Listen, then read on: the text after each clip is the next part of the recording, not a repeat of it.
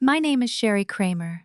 I am 32 years old, and I work as an agricultural auditor in Vermont. I came home for the New Year holiday expecting to find my parents preparing dinner. Instead, I pushed open the front door of our house to find the heat turned off and the air as cold as a morgue. In the master bedroom, my 64-year-old father lay on the floor, clutching his chest, struggling to pull oxygen into his failing lungs. He was having a severe heart attack. I dropped to my knees to call 911, and that was when I saw the yellow sticky note sitting on the pristine cherrywood dresser. It was written in my mother Patty's rushed, looping handwriting. No emergency numbers, no panic, just a cold instruction. It read, "Your father is being dramatic about his chest pains again. Bethany and I went to the airport for Hawaii. Stay and play nurse." My mother and sister had stepped right over a dying man, packed their designer luggage, and boarded a flight to a tropical island. While I waited for the paramedics, my father reached out and grabbed my wrist, his grip surprisingly tight. He looked at me fighting through the pain and whispered, "Will you help me teach them a lesson?" I did not hesitate. I nodded. 1 week later, when my mother and sister returned from their luxury vacation, they walked into a reality they never saw coming. Before I tell you exactly how my father and I dismantled their entire world, please take a second to hit the like button and subscribe to Zara Told Stories. If you have ever dealt with toxic relatives who think they can use you without consequences, this story is for you. Drop a comment below letting me know your age and where you are listening from. Now let me take you back to that freezing December night. The drive down Route 100 had been treacherous. A late December blizzard was burying the Green Mountains under a foot of heavy, wet snow. I gripped the steering wheel of my truck, focusing on the icy road, my mind exhausted from a long week of analyzing soil health and crop yields for local organic farms. My career required precision. I spent my days untangling complex agricultural data to find the truth hidden beneath the dirt. That same analytical instinct kicked in the second I unlocked the heavy oak front door of my childhood home. The air inside hit me like a physical wall. The digital thermostat in the hallway read 38 degrees. The furnace had been switched off to save a few dollars. A puff of white condensation escaped my lips as I exhaled. A pungent scent hung in the stagnant air. A harsh mix of stale pine needles from the neglected Christmas tree in the corner and the cloying synthetic coconut perfume my mother always wore. It felt less like a home and more like a staged real estate listing waiting for an open house. I dropped my canvas duffel bag. The thud echoed off the hardwood floors, answered only by dead silence. "Dad?" I called out. No response. My boots squeaked against the floorboards as I moved deeper into the foyer. I paused at the mahogany console table. A towering stack of mail sat haphazardly near a decorative ceramic bowl. My eyes, trained to spot financial anomalies, caught the bold red lettering on the envelopes. Platinum lender. Pre-approved credit line. Urgent account update. Every single envelope bore my father's name, Charles Kramer. Dozens of them. A retired high school science teacher who spent his weekends tapping maple trees did not need this volume of revolving debt. A faint warning bell rang in the back of my mind. "Mom?" I tried again, stepping toward the living room. Still nothing. The quiet pressed against my eardrums, thick and unnatural. I turned down the corridor leading to the master suite. The door stood ajar. I pushed it wide, the hinges groaning in protest. The room was cast in dim gray light, filtering through frosted window panes. My gaze swept the neatly made California king bed, then dropped. My father lay crumpled on the woven area rug. His knees were drawn toward his chest, his posture curled tight as if trying to protect his core. His left hand gripped the fabric of his flannel shirt, right over his heart, his knuckles bone white.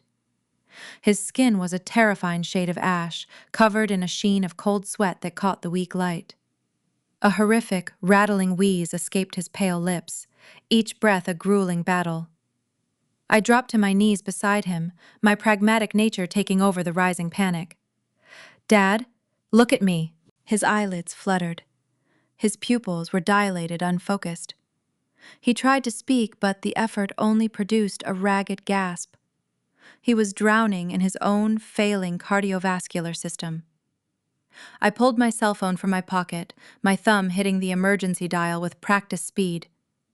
As the line rang against my ear, I scanned the room for his daily medication, a glass of water, anything that might explain what had happened. My eyes landed on the polished cherrywood dresser.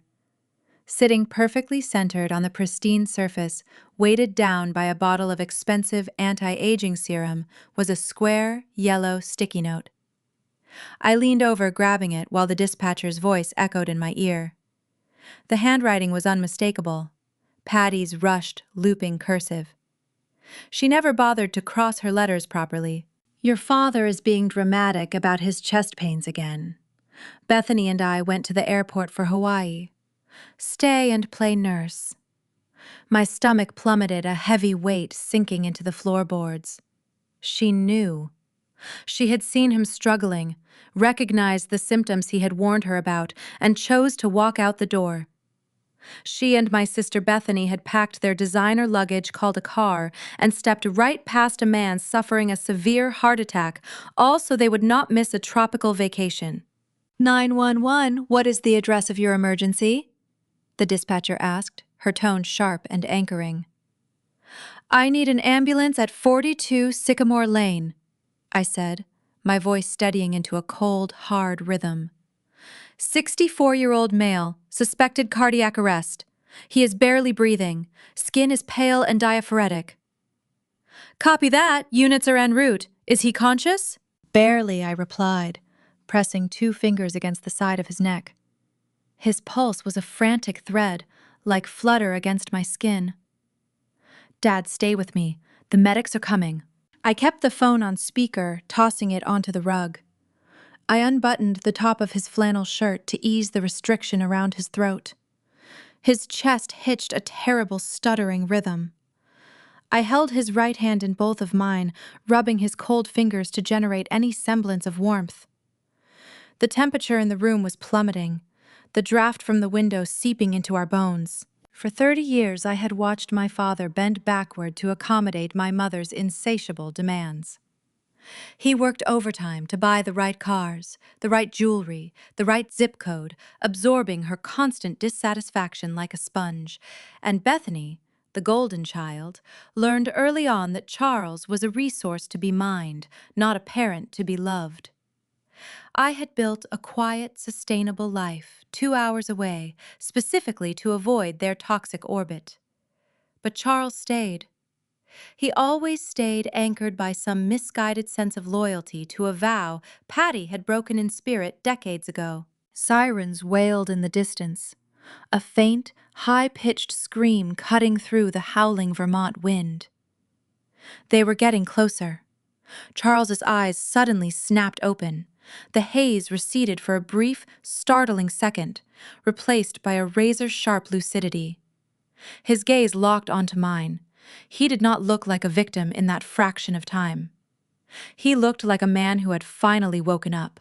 His grip tightened on my wrist.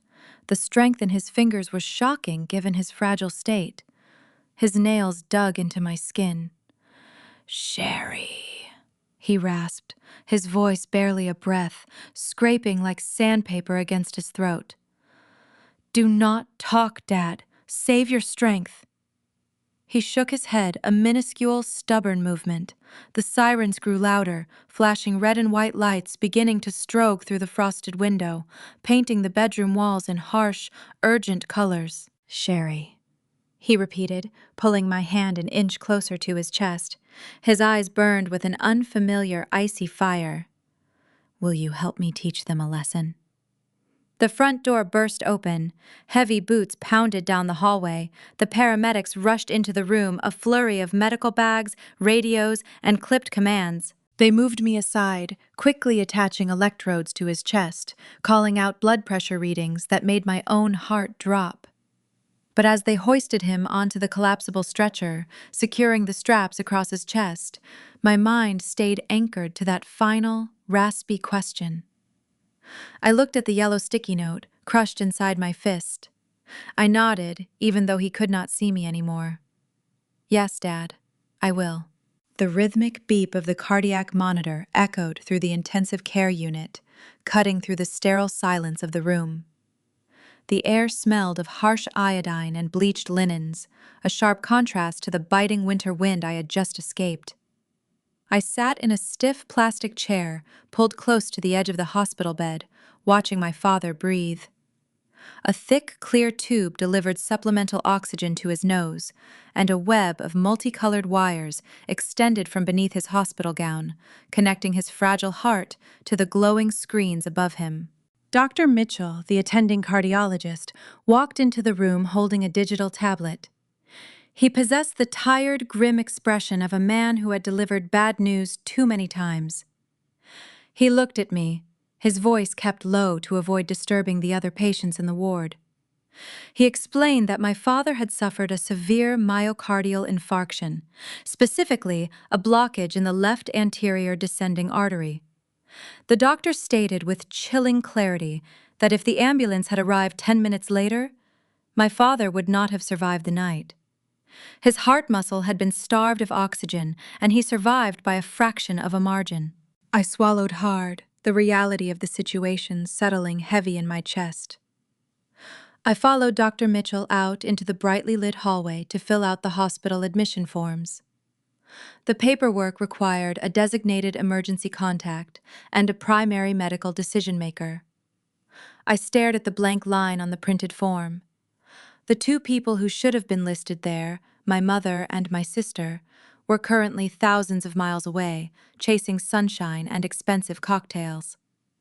I picked up the black pen and wrote my own name, pressing hard into the paper. I signed as his sole emergency contact, taking official control of his medical and legal fate. I returned to the room and resumed my vigil beside the bed. As I sat there, I could not help but reflect on the stark division in our family. My father had taught me how to read the weather, how to tap the maple trees on the old property, and how to respect the quiet dignity of hard work. We shared a pragmatic, grounded view of the world. My mother, Patty, despised the dirt. She viewed the Vermont countryside as a temporary inconvenience, a place to endure until she could extract enough wealth from my father to fund a life of endless luxury. She raised Bethany to be an exact replica of herself. Bethany learned early that love was conditional, based entirely on what a person could purchase for her. A few hours later, the tempo of the heart monitor shifted slightly. My father groaned, his eyelids fluttering against the harsh fluorescent lights. I immediately stood up, leaning over the metal bed railing. He blinked slowly, trying to bring the small room into focus. I expected him to look confused or terrified. I braced myself for the panic that usually follows a near-death experience. Instead, his gaze locked onto my face, and his eyes held a terrifying, cold clarity. He did not ask what happened. He did not ask where he was. Most telling of all, he did not ask where Patty was. The silence in the room stretched taut like a wire.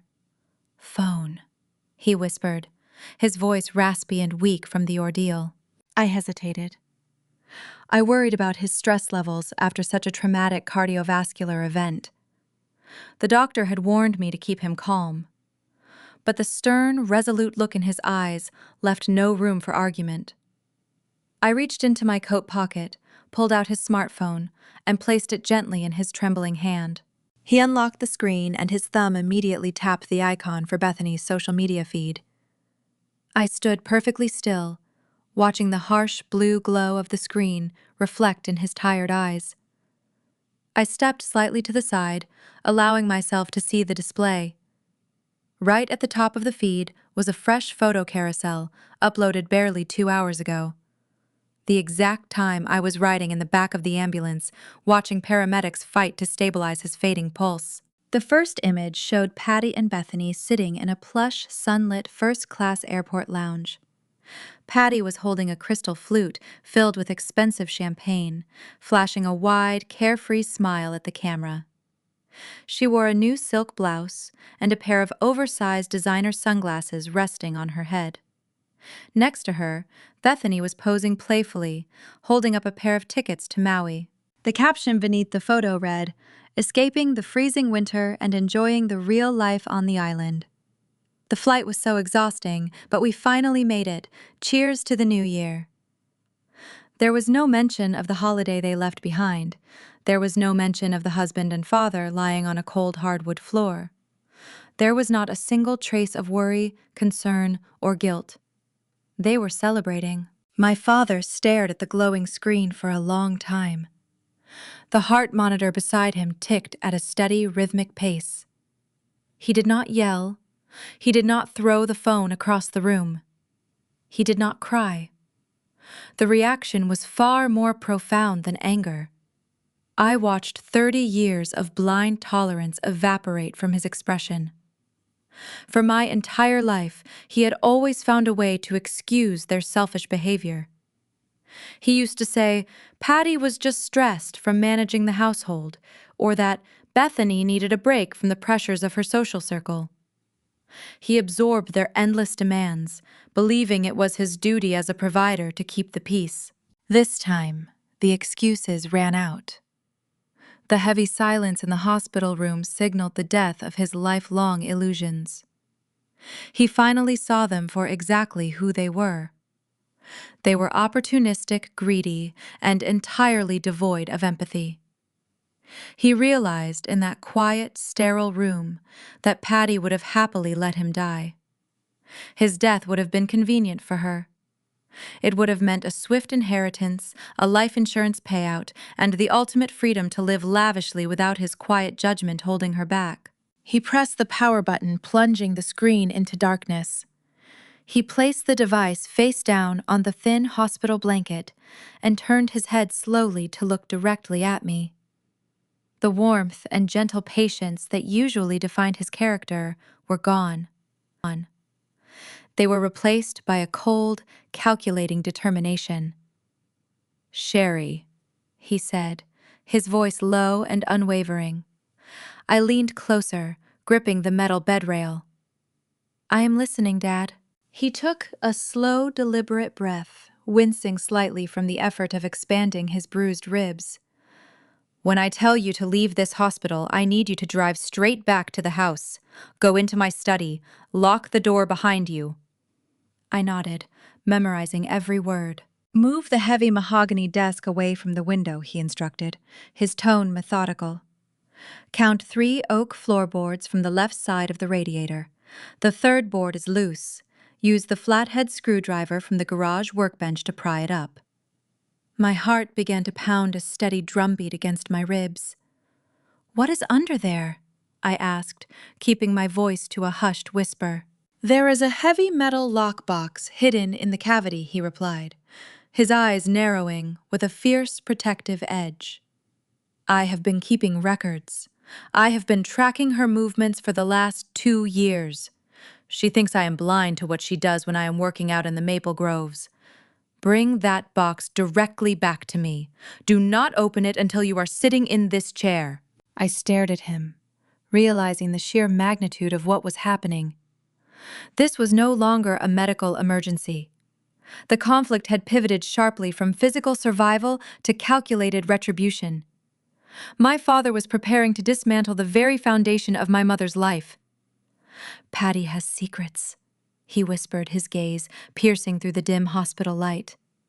"And it is time to expose every single one of them." I grabbed my car keys from my coat pocket, the metal jingling softly in the quiet room. I turned my back on the sterile hospital bed and walked out into the freezing Vermont night, ready to unearth the truth hidden beneath the floorboards. The drive back to Sycamore Lane felt like navigating a frozen ghost town. The Vermont blizzard had escalated during my time at the medical center, covering the asphalt in thick, treacherous drifts that caught the glare of my headlights. I parked my truck in the driveway and trudged through the knee-deep snow, pulling my coat tight against the biting wind. Unlocking the front door, I stepped back into the freezing tomb my mother had left behind. The house was darker now, the local power grid straining against the severe winter storm, causing the overhead lights to flicker with a weak yellow glow. I grabbed a heavy metal flashlight from the kitchen drawer and headed down the hallway toward my father's study. The room smelled of old paper, leather-bound books and the faint, lingering scent of cherry pipe tobacco he used to smoke years ago. It was a space Patty rarely entered because it offered no glamorous aesthetics or expensive decor to flaunt for her social circle. I shined the beam of light across the floorboards. The heavy mahogany desk sat directly in front of the radiator, just as he described. I pressed my shoulder against the solid wood, bracing my boots against the floor, and shoved. The desk scraped across the hard wood with a loud grating screech, protesting the sudden movement. I counted 3 oak planks from the left edge of the iron radiator. Kneeling on the cold floor, I retrieved the flathead screwdriver and a small steel crowbar I had grabbed from the garage workbench. I wedged the steel edge into the narrow seam between the boards and applied firm, downward pressure. The old wood groaned in resistance before popping upward with a sharp crack. A cloud of ancient dust bloomed into the air, swirling like tiny gray snowflakes trapped in the bright beam of my flashlight. Resting inside the shallow, dark cavity was a gray, fireproof lockbox. It was surprisingly heavy, coated in a thin layer of grime from years of concealment.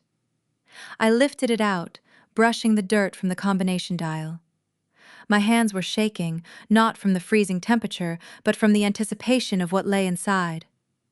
I tucked the cold metal box under my arm, secured the house, and drove straight back to the hospital.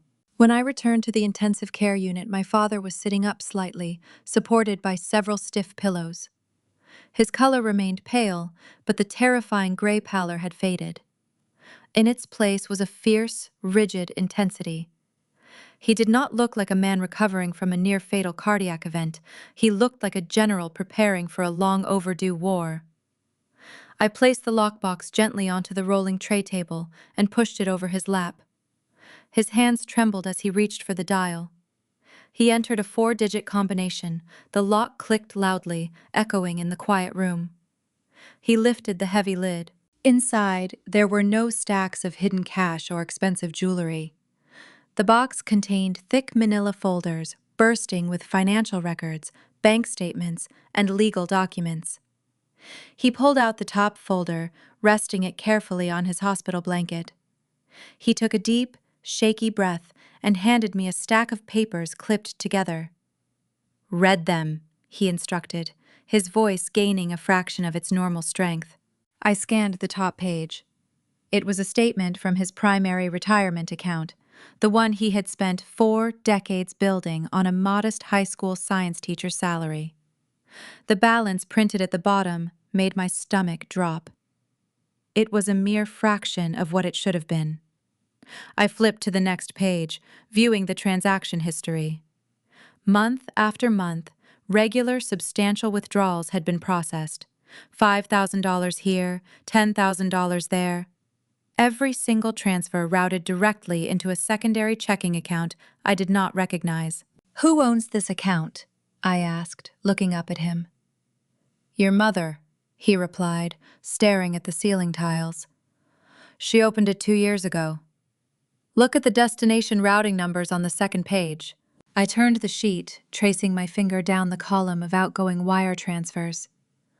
The funds were not being saved. They were being funneled rapidly into a corporate account registered under the name Bethany Elite Aesthetics. It was my sister's luxury lifestyle brand. Bethany had launched the business 3 years ago, promoting organic skincare and high-end wellness retreats. She flooded her social media with carefully curated photos, portraying herself as a self-made millionaire executive. In reality, her products were overpriced, rebranded generic lotions, and her retreats were lavish parties she threw for her wealthy friends. Her business was a spectacular failure, bleeding cash every single month. Instead of letting her golden child face the consequences of a failing venture, Patty had quietly taken it upon herself to act as a secret investor. She was siphoning the life savings my father had earned through decades of honest labor, draining his retirement to maintain Bethany's fragile, superficial illusion of success. "She stole my future to fund her vanity," he whispered, his jaw clenching tight. "But that is not the worst part, Sherry. Look at the red folder at the bottom of the box." I reached into the metal container and retrieved the red folder. It felt much heavier than the others, holding a thick, stapled packet of legal-sized paper. I flipped it open. The bold heading across the top page read, "Deed of Trust and Promissory Note." It was a second mortgage taken out against the family home on Sycamore Lane. I scanned the terms. The loan amount was staggering enough to plunge anyone into unrecoverable debt.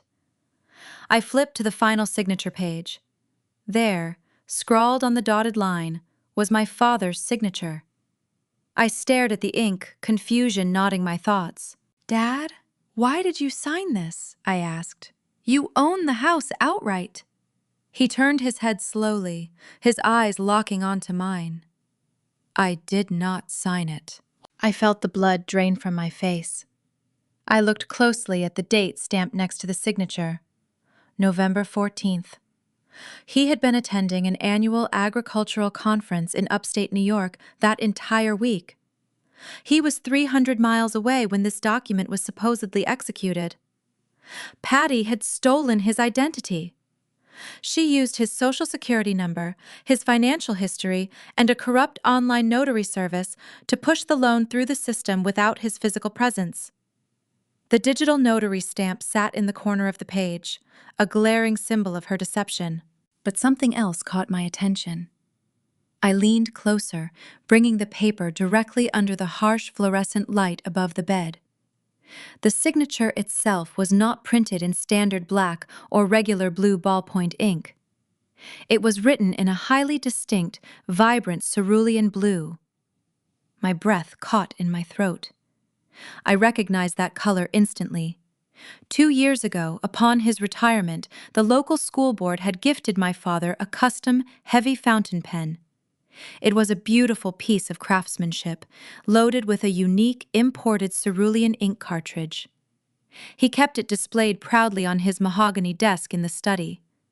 Just last month, I remembered hearing Patty casually mention that she had borrowed the heavy pen from his office because she needed something reliable to sign her holiday greeting cards. She had not borrowed it for greeting cards. She used it to forge his name on a legally binding financial instrument, plunging him into hundreds of thousands of dollars in hidden debt to fund her extravagant lifestyle in Hawaii. The situation shifted instantly. This was no longer just a bitter domestic dispute over hidden spending habits and a toxic marriage. My mother had committed a severe crime. We were looking at undeniable, documented evidence of felony fraud. She had crossed a line that carried severe legal consequences, including potential prison time. I looked up from the document, meeting my father's gaze. The betrayal in his eyes had hardened into something sharp and unyielding. "She thinks she has secured her future," he said, his voice dropping to a dangerous whisper. "She thinks she owns everything I have worked for, and she is willing to let me die to get it. But she is wrong." He reached back into the gray lockbox, pulling out one final weathered document resting at the very bottom. "She forgot about the one asset she can never touch," he said, sliding the aged parchment across the table. "And we are going to use it to ruin her." The heavy wooden door of the intensive care unit swung open, bringing a rush of cold air from the hospital corridor. Attorney Jonathan Pierce walked into the room, carrying a structured leather briefcase. He was a seasoned estate lawyer who had navigated Vermont inheritance statutes for 3 decades. His sharp eyes scanned the clinical environment, assessing the situation with predatory focus. Following closely behind him was a certified notary public, a quiet woman holding an official ink stamp and a ledger. The atmosphere in the room shifted instantly. The sterile medical ward transformed into a hostile corporate boardroom. Jonathan stepped up to the edge of the rolling tray table. He did not offer empty sympathies or waste time asking how my father felt. He knew the stakes. Every passing hour gave my mother another opportunity to inflict financial damage from her luxury suite in Maui. Jonathan placed his briefcase flat on the table. The sharp click of the brass latches snapping open echoed loudly, cutting through the rhythmic hum of the oxygen machine. He retrieved a stack of neatly organized legal binders. Before we could proceed with the documents, Dr. Mitchell returned to perform a mandatory capacity assessment. United States legal protocols required undeniable certainty that my father possessed a sound mind before executing irrevocable financial transfers. Patty would undoubtedly try to contest these changes in civil court, claiming medical duress. We needed a bulletproof defense. The cardiologist stood beside the hospital bed, asking a series of standard orientation questions. He asked my father to state his full legal name, the current date, our exact location, and the specific purpose of this legal assembly. My father answered every single query clearly, confidently, and without a fraction of hesitation. He looked the physician directly in the eye, explaining that he was restructuring his estate to protect his separate assets from marital interference. Dr. Mitchell nodded, making detailed notes on his digital tablet. He officially recorded in the permanent medical chart that Charles Kramer was entirely lucid, mentally competent, and fully capable of executing binding contracts. With the medical clearance secured, the doctor exited the room, leaving us to execute the strategy. Jonathan unclasped the top binder, pushing it forward. However, securing the Timberland Trust was only the second phase of the operation. Before my father could sign away the $12 million property, we had to freeze the primary banking assets. Patty possessed joint access to several high-yield savings accounts. If she sensed a shift in the wind, she could easily wire those funds to an offshore location before the trust paperwork hit the county clerk desk. To initiate a total financial freeze on accounts of that size, the bank required a live video authorization. Jonathan positioned a digital tablet on the tray table, angling the camera toward my father. He initiated the secure connection. A stern banking executive appeared on the screen, sitting in a bright corporate office.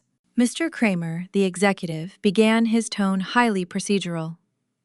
We received an urgent request to lock all primary portfolios and restrict secondary user access for security purposes. I need you to state your social security number and confirm you are making this request without coercion. My father opened his mouth to speak, but the sheer gravity of the moment suddenly caught up with him.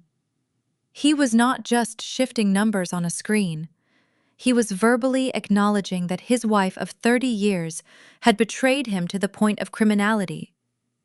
The emotional toll of vocalizing that reality triggered a severe physiological reaction. His chest heaved. His breathing grew shallow and erratic. The cardiac monitor beside the bed reacted instantly. The steady, rhythmic ticking morphed into a rapid, frantic tempo. Red warning lights began to flash across the telemetry display. The numbers tracking his heart rate climbed at a terrifying pace. His damaged cardiovascular system was struggling to handle the intense spike in adrenaline and stress. Out in the hallway, heavy footsteps pounded against the linoleum floor. The central nursing station had detected the arrhythmia. If the medical staff burst into the room, they would immediately terminate the video call, mandate a sedative, and kick Jonathan out. The accounts would remain wide open. Patty would maintain her unfettered access. I grabbed my father's trembling hand, squeezing his fingers tightly. I leaned in close, blocking his view of the flashing monitors and the glaring tablet screen. "Dad, look at me," I ordered, keeping my voice remarkably steady. I channeled the same calm, authoritative tone I used when untangling chaotic audit reports. "Focus on my eyes. Do not look at the screen. You are safe." He gasped, his face paling. "Breathe in through your nose," I instructed, demonstrating the motion. "Hold it for 3 seconds. Now exhale slowly through your mouth." The doorknob rattled. The nurses were seconds away from breaching the room. "Push the air out, Dad," I urged, my grip tightening. "You have to finish this sentence. Tell the man on the screen what you want. Do it right now." My father swallowed hard, forcing his eyes to lock onto mine. He mirrored my breathing, drawing a slow, unsteady breath into his compromised lungs. He exhaled, pushing past the pain in his chest. He turned his head toward the tablet, his expression hardening into pure steel. "My social security number is on file," he stated, his voice echoing with raw authority. "I am Charles Kramer. I am authorizing a total freeze on all accounts under my name. Revoke Patty Kramer's access immediately. Do it now." The executive on the screen nodded, typing rapidly on his keyboard. "Identity verified. The accounts are now locked, Mr. Kramer." Jonathan ended the call just as 2 nurses burst through the heavy wooden door. They rushed to the bedside, checking the intravenous leads and the oxygen flow. I stepped back, allowing them space to work. Slowly, the flashing red lights on the monitor shifted back to a steady, reassuring green. His heart rate stabilized. The immediate crisis had passed. The nurses shot us a warning glare, advising us to keep his stress levels manageable before retreating to the hallway. We had bought ourselves exactly 5 minutes of uninterrupted time. Jonathan did not waste a single second. He pushed the primary trust document across the table, sliding a black ink pen into my father's hand. "This is the irrevocable trust transfer," the attorney explained, his voice crisp and direct. "By signing this, you are permanently moving the entirety of the Green Mountain Timber Trust into a protected legal entity. Sherry is designated as the sole trustee and the exclusive beneficiary. Once the ink dries, this document cannot be altered, reversed, or contested by your wife. The $12 million estate will be wholly shielded from the marital division." My father gripped the pen. He did not hesitate. He signed his name on the designated lines across multiple pages, his strokes bold and definitive. The notary public stepped forward, reviewing his government identification before pressing her official ink stamp onto the signature pages. The transfer of wealth was legally cemented. Patty had officially lost her prized retirement fund. But my father was not finished. He looked up at Jonathan, awaiting the final blow. The attorney reached into his briefcase and retrieved a distinct red folder. He opened it, revealing a newly drafted petition for the dissolution of marriage. "These are the divorce filings," Jonathan stated. "I have cited financial infidelity, grand larceny, and felony forgery as the primary grounds for separation. Due to the criminal nature of the forged mortgage deed, the judge will expedite this case." My father took the pen once more. He signed the divorce papers, ending 3 decades of manipulation, disrespect, and deceit with one fluid motion. With every stroke of the pen, my mother's luxurious future was methodically dismantled. She had built her entire identity around his wealth, and he had just systematically removed every single pillar supporting her lavish lifestyle. Jonathan gathered the signed documents, placing them carefully back into his leather briefcase. The sharp click of the brass latches closing signaled the end of the legal lockdown. The shield was officially in place, protecting us from the impending fallout.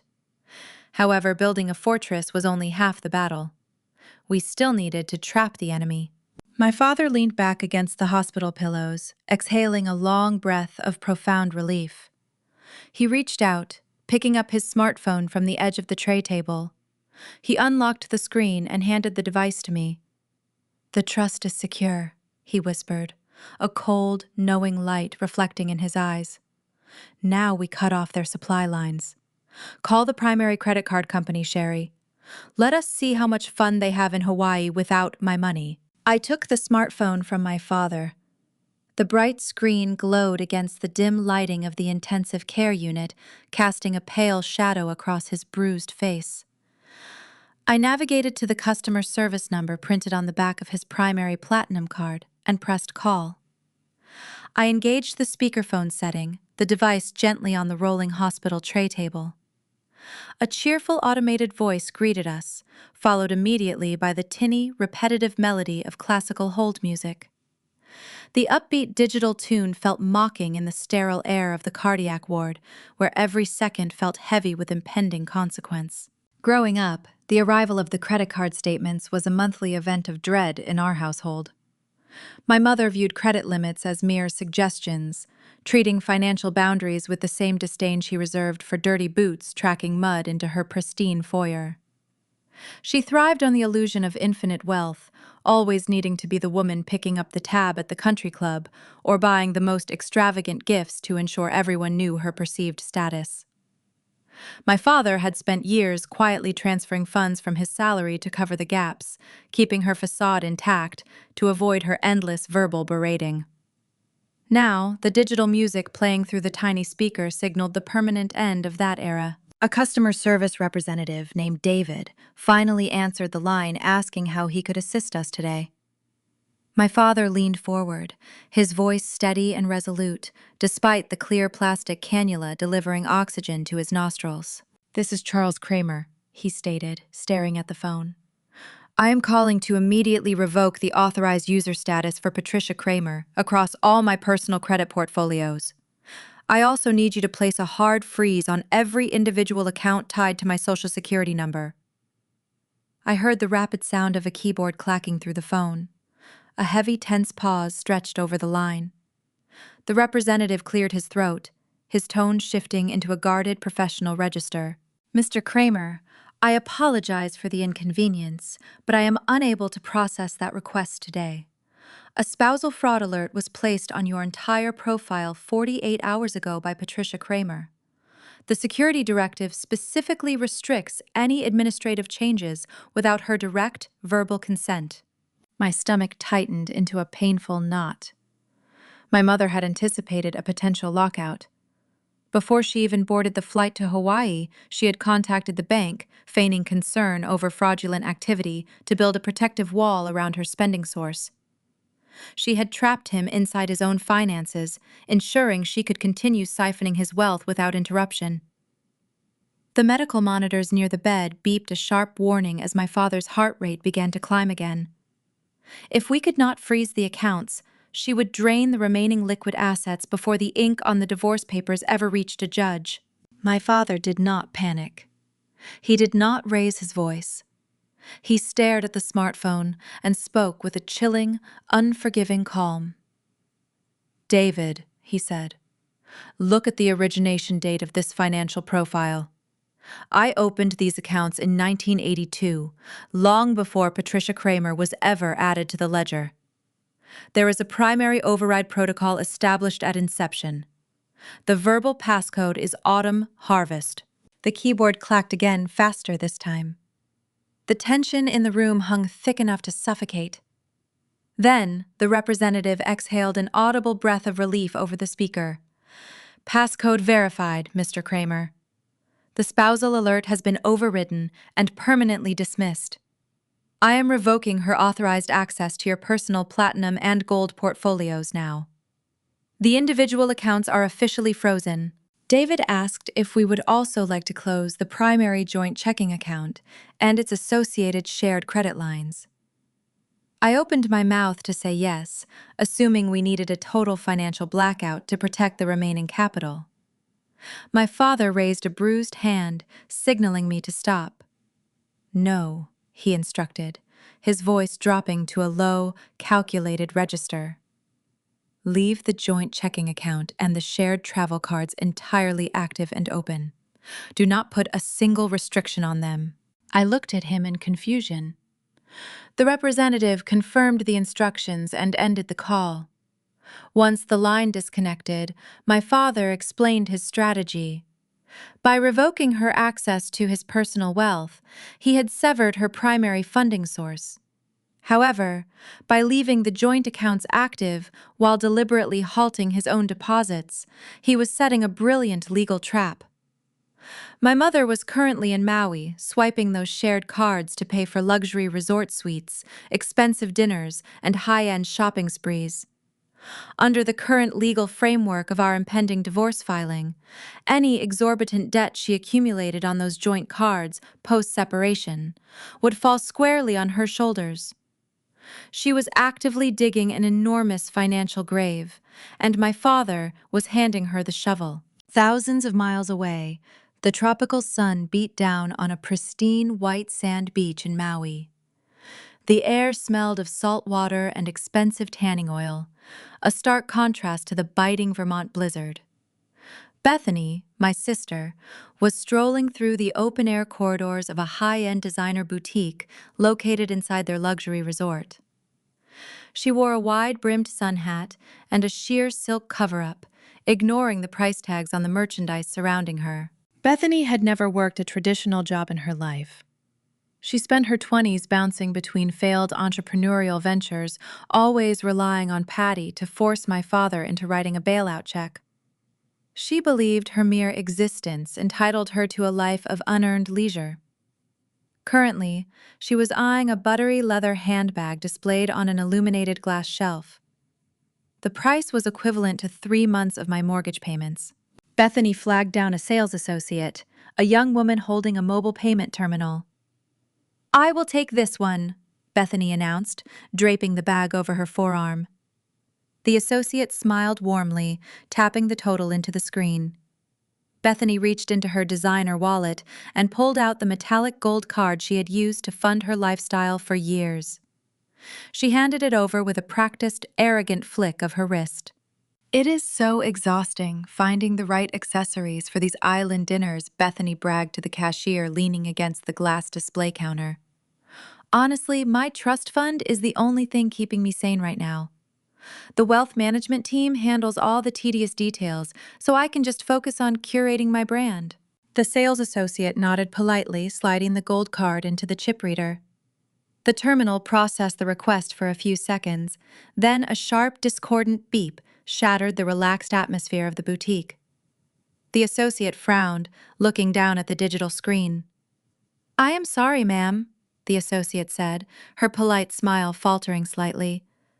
"The card has been declined," Bethany scoffed, rolling her eyes in dramatic annoyance. "That is impossible," she snapped, snatching the card back. "The banking system is always glitching when I travel out of state. It is a security feature for high net worth clients. Just run it again." The associate took the card and swiped the magnetic strip. The machine beeped again, louder this time, flashing a bright red error message. "I apologize," the associate repeated, keeping her voice low to avoid drawing attention from the other wealthy patrons in the store. "It is returning a hard decline code. Do you have another form of payment?" A flash of genuine irritation crossed Bethany's perfectly contoured face. She dug into her wallet, pulling out a silver reserve card linked directly to my father's personal portfolio. The exact portfolio we had just frozen from the hospital room. "Try this one," she demanded, her tone dripping with condescension. "And tell your manager, your payment processing system needs an upgrade." The associate inserted the silver card. The terminal beeped a third time, returning the exact same negative result. Bethany stood in the middle of the luxury boutique, staring at the small plastic rectangle in disbelief. The illusion of her endless wealth had just fractured, but her arrogance prevented her from seeing the reality. She snatched the card away, spinning on her heel and marching out of the store empty-handed.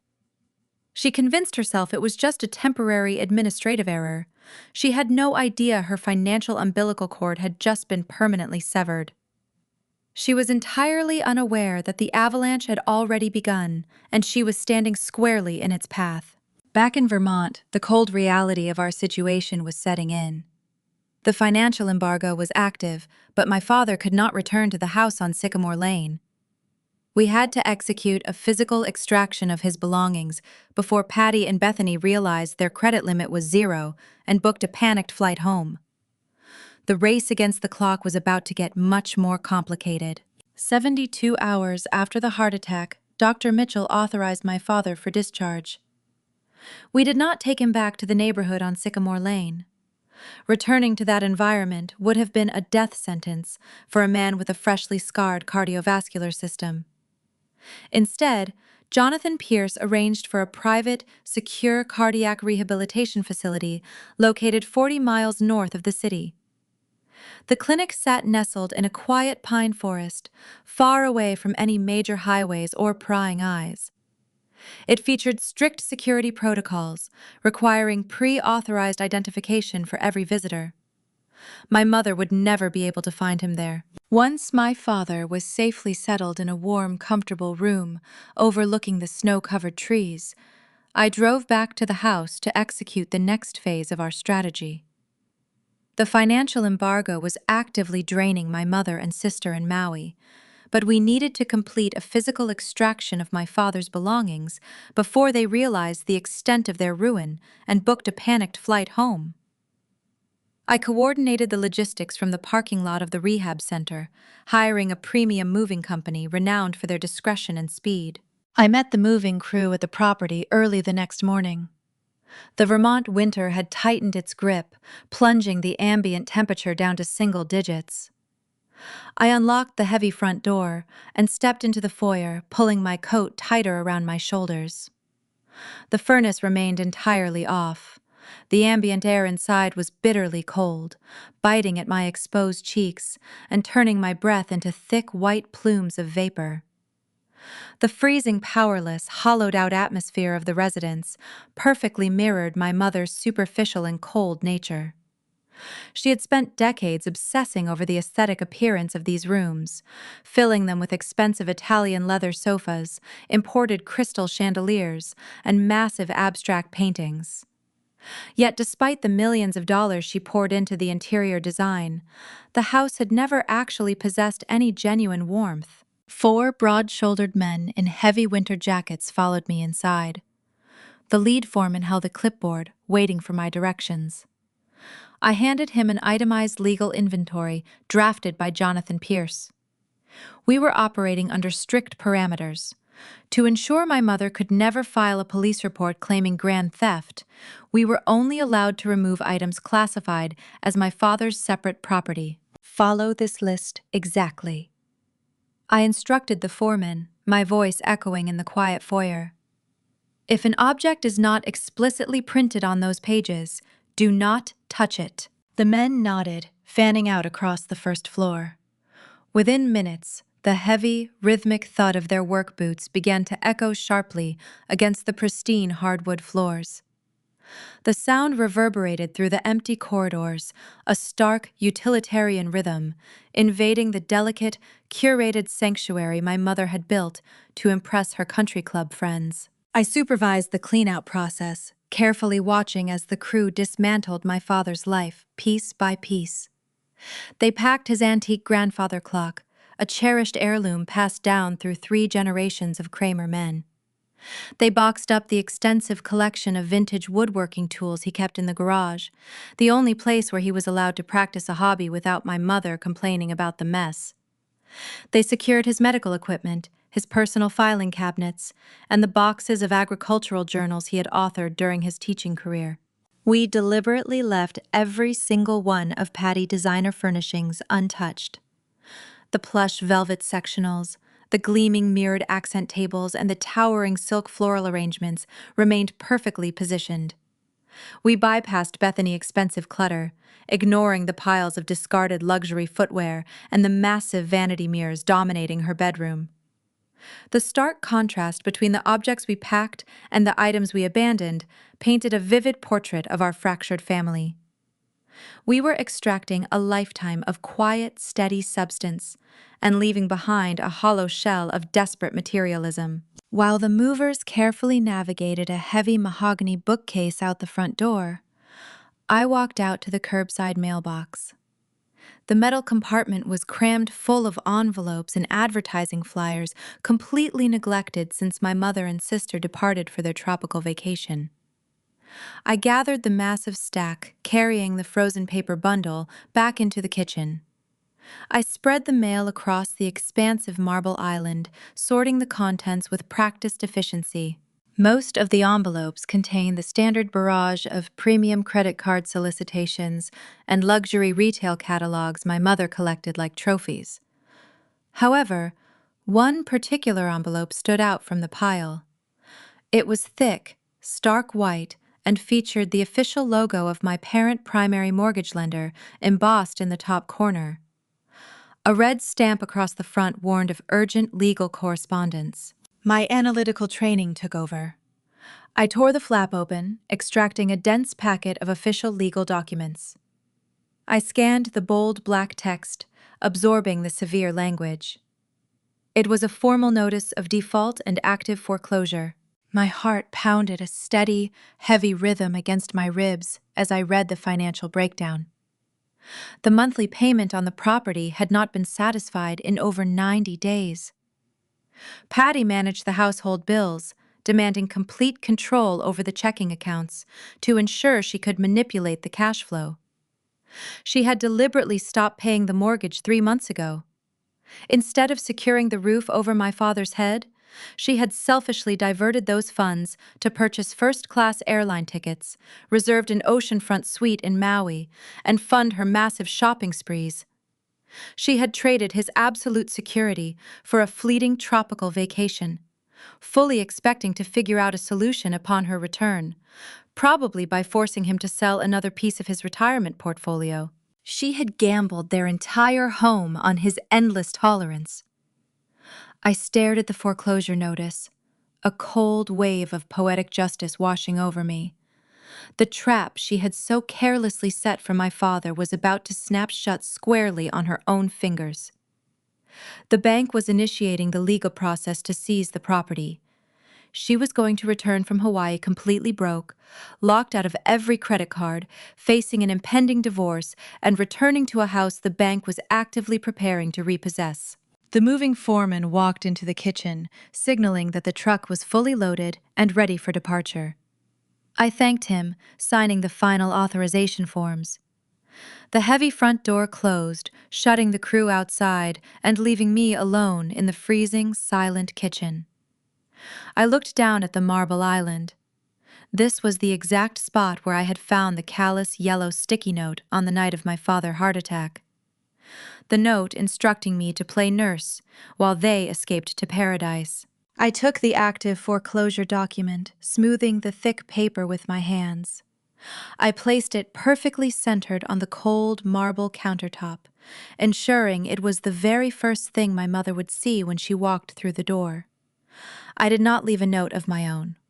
The stark, brutal reality of the bank warning required no additional commentary. The visual poetry of the scene was devastatingly complete. I zipped my heavy winter coat, turning my back on the pristine, hollowed-out kitchen. I locked the front door behind me, stepping out into the biting Vermont winter air. The extraction was finished. The physical ties to this toxic environment were officially severed. I climbed into my truck, starting the engine and letting the heater push the cold from my bones. As I drove away from Sycamore Lane, my mind shifted to the next immediate hurdle. The trap was set, and the house was empty, but the true storm was currently gathering over the Pacific Ocean. Once Patty and Bethany realized their credit cards were useless pieces of plastic, their return trip to reality would begin, and I needed to be fully prepared for the explosive collision that would inevitably follow. The calm before the storm was about to break. I gripped the steering wheel, pointing my truck toward the quiet, snowy forest to prepare for war.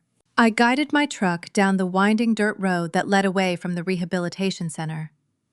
The dense maple canopy overhead filtered the pale winter sunlight, casting long shadows across the freshly plowed snow.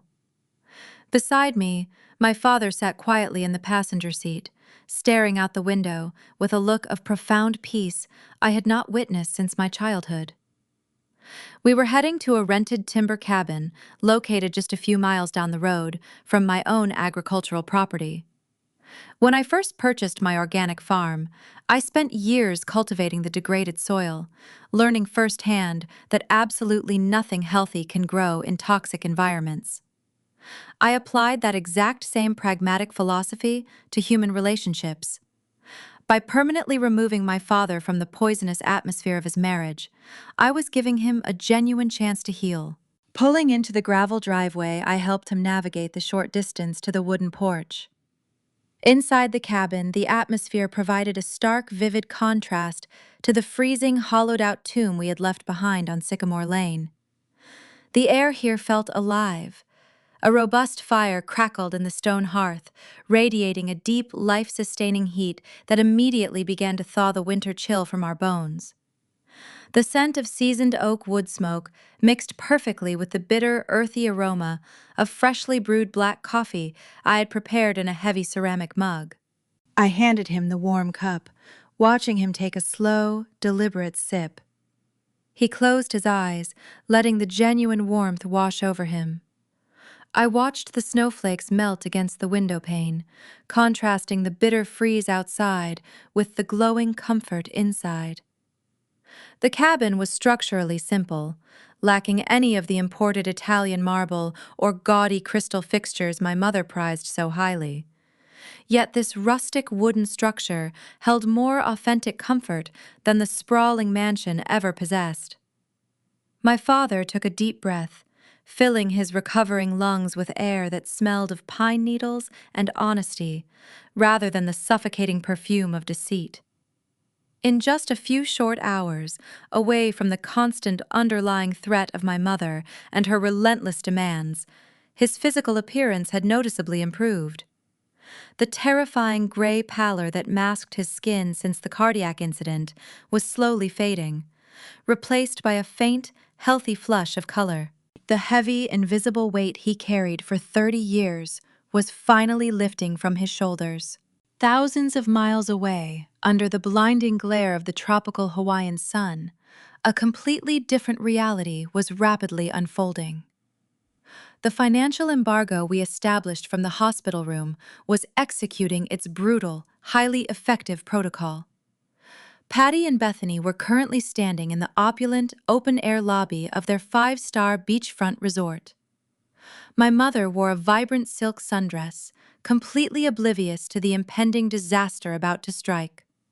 She approached the marble concierge desk to finalize the reservations for a private sunset catamaran cruise, attempting to charge the exorbitant fee to her primary platinum card. The impeccably dressed hotel clerk swiped the magnetic strip through the terminal. A harsh, negative tone sounded. The clerk frowned, trying the transaction a second time, with the identical result. He politely informed my mother that the payment method was declined. Patty scoffed, adopting her signature tone of arrogant condescension. She blamed the hotel and their outdated technology, aggressively handing over a secondary gold card from her designer purse. That card failed too. Then she tried a third. Every single piece of plastic she produced was violently rejected by the banking system. Bethany stood nearby, her curated social media facade crumbling as other wealthy guests began to notice the commotion. The situation rapidly deteriorated when the resort general manager quietly approached the desk. He respectfully asked my mother to accompany him to a private administrative office. Once secluded away from the prying eyes of the main lobby, the manager delivered a devastating blow. The financial institution had not only declined the new charges, but they retroactively rejected the pre-authorization hold placed on the suite for accumulated incidentals. Room service champagne bottles, luxury spa treatments, and premium dining tabs were completely unpaid. The manager politely requested an alternative form of immediate payment to settle the mounting five-figure balance. Patty frantically attempted to access her online banking portal through her smartphone, only to find herself completely locked out by the security overrides my father had established. The blood drained from her face as she realized she possessed absolutely zero access to liquid capital. Bethany frantically dialed her wealthy friends, begging for an emergency wire transfer to cover the hotel bill. Her peers, who only valued her for her perceived high status, quickly invented shallow excuses and disconnected the calls. The brutal reality of transactional friendships crashed down upon her. She was learning in real time that her carefully curated social circle offered zero genuine loyalty. Patty, meanwhile, spiraled into a manic rage, demanding to speak with the corporate owners of the resort, a desperate tactic that only resulted in security threatening to involve the local authorities. The manager, maintaining a strict corporate professionalism, informed them that until the balance was cleared, the resort had no choice but to restrict their accommodations. Patty and Bethany were escorted by hotel security back to their oceanfront suite, strictly to retrieve their luggage. When my mother tried to tap her electronic keycard against the door sensor, the lock flashed a solid, unforgiving red light. They were humiliatingly locked out, stranded in paradise with no money, no return tickets, and a rapidly escalating panic. They were completely stripped of their dignity, left standing in a resort hallway with their extravagant duty-free shopping bags and nowhere to go. Back in the quiet sanctuary of the Vermont cabin, the ringing of my cell phone broke the peaceful silence. I stepped away from the crackling hearth to answer the call. It was attorney Jonathan Pierce. His voice carried the crisp satisfaction of a professional who had just executed a flawless legal maneuver. He confirmed that the county clerk officially processed the thick stack of documents we submitted yesterday. The Green Mountain Timber Trust was now permanently and irreversibly registered in my name. The $12 million asset was completely shielded from any future marital litigation. Furthermore, the formal petition for the dissolution of marriage had been logged into the state judicial system. A process server was actively standing by, ready to deliver the paperwork the moment my mother stepped foot back on local soil. I thanked the lawyer and disconnected the line, feeling a profound sense of closure locking into place. The defensive fortress we needed to build was complete. I walked back to the living room, taking a seat beside my father near the fire. I relayed the updates from Jonathan, watching a quiet, determined smile form on his lips. The trap we meticulously designed was now fully coiled, hidden perfectly beneath the surface, and waiting patiently for the antagonists to stumble blindly into the mechanism. Patty and Bethany had no options left. Destitute and humiliated, in a foreign environment, they would be forced to beg a distant relative or an exhausted friend to purchase their emergency economy class tickets back to the mainland. Their luxurious escape had violently transformed into a frantic, desperate retreat. But the calm sanctuary we created inside this cabin was only a temporary lull. The true storm was currently gathering momentum somewhere over the Pacific Ocean, racing back toward the eastern seaboard. When my mother finally unlocked the front door of the Sycamore Lane residence, she would not just find an empty house. The stark white foreclosure notice resting on the cold marble kitchen island was perfectly positioned to deliver the fatal blow. They were coming back to a house the bank was actively repossessing without a single dollar to hire legal counsel. A toxic personality does not simply accept defeat gracefully. They fight, they claw, and they destroy everything within their reach when cornered. The question was no longer if they would retaliate, but what specific malicious boundaries they would cross in their blind fury to regain control over my father. A battered blue sedan pulled up to the curb on Sycamore Lane. The tires spun briefly on the slick, packed ice before halting with a harsh grinding noise. The driver, a weary local, completely uninterested in providing premium service, popped the trunk and remained in his heated seat. My mother and sister stepped out into the brutal Vermont winter. They were severely underdressed. Patty wore a thin cashmere sweater, and Bethany shivered in a lightweight designer tracksuit, totally inadequate for the sub-zero temperatures. The freezing wind whipped across the snowbanks, biting violently at their exposed skin. They had been forced to beg a distant cousin for the funds to secure budget airline tickets and a cheap rideshare home.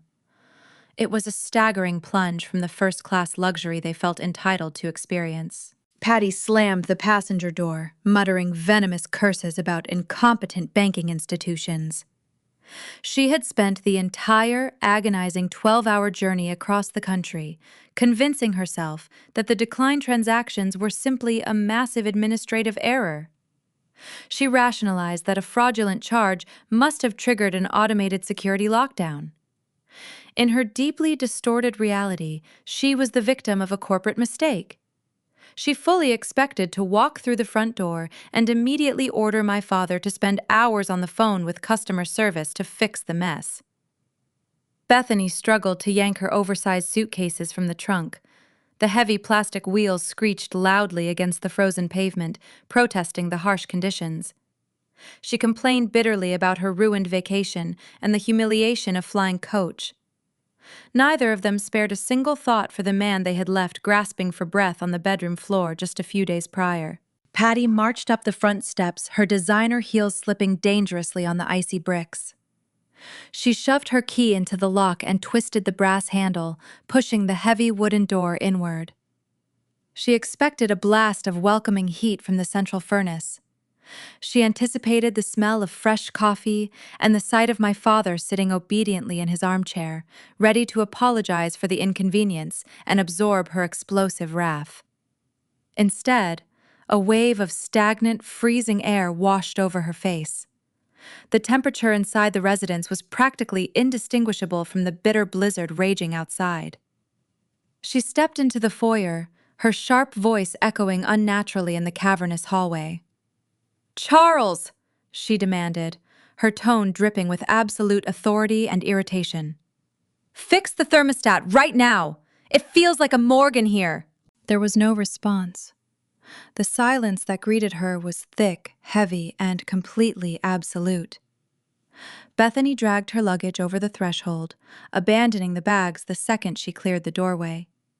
She rubbed her freezing arms and marched past our mother, heading straight toward the formal living room to collapse on her favorite velvet sectional.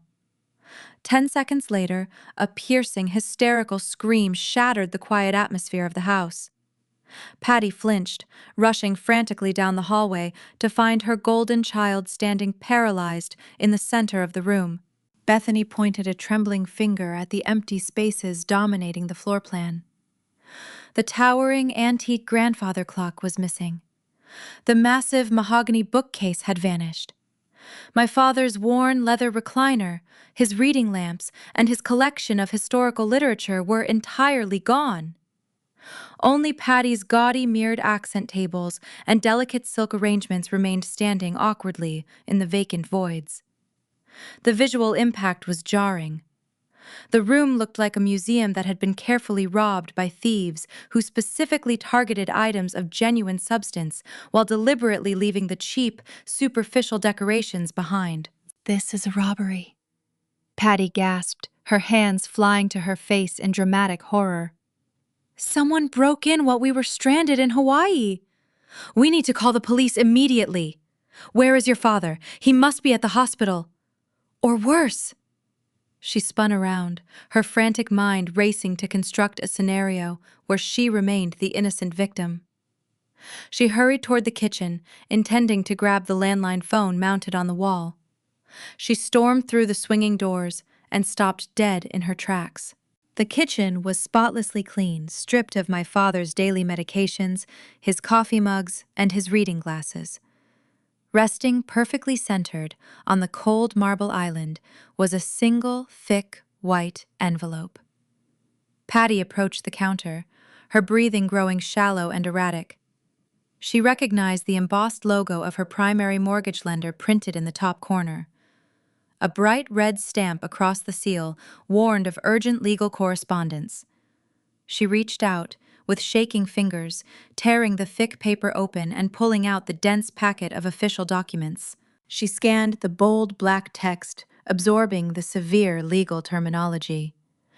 It was the formal notice of default and active foreclosure.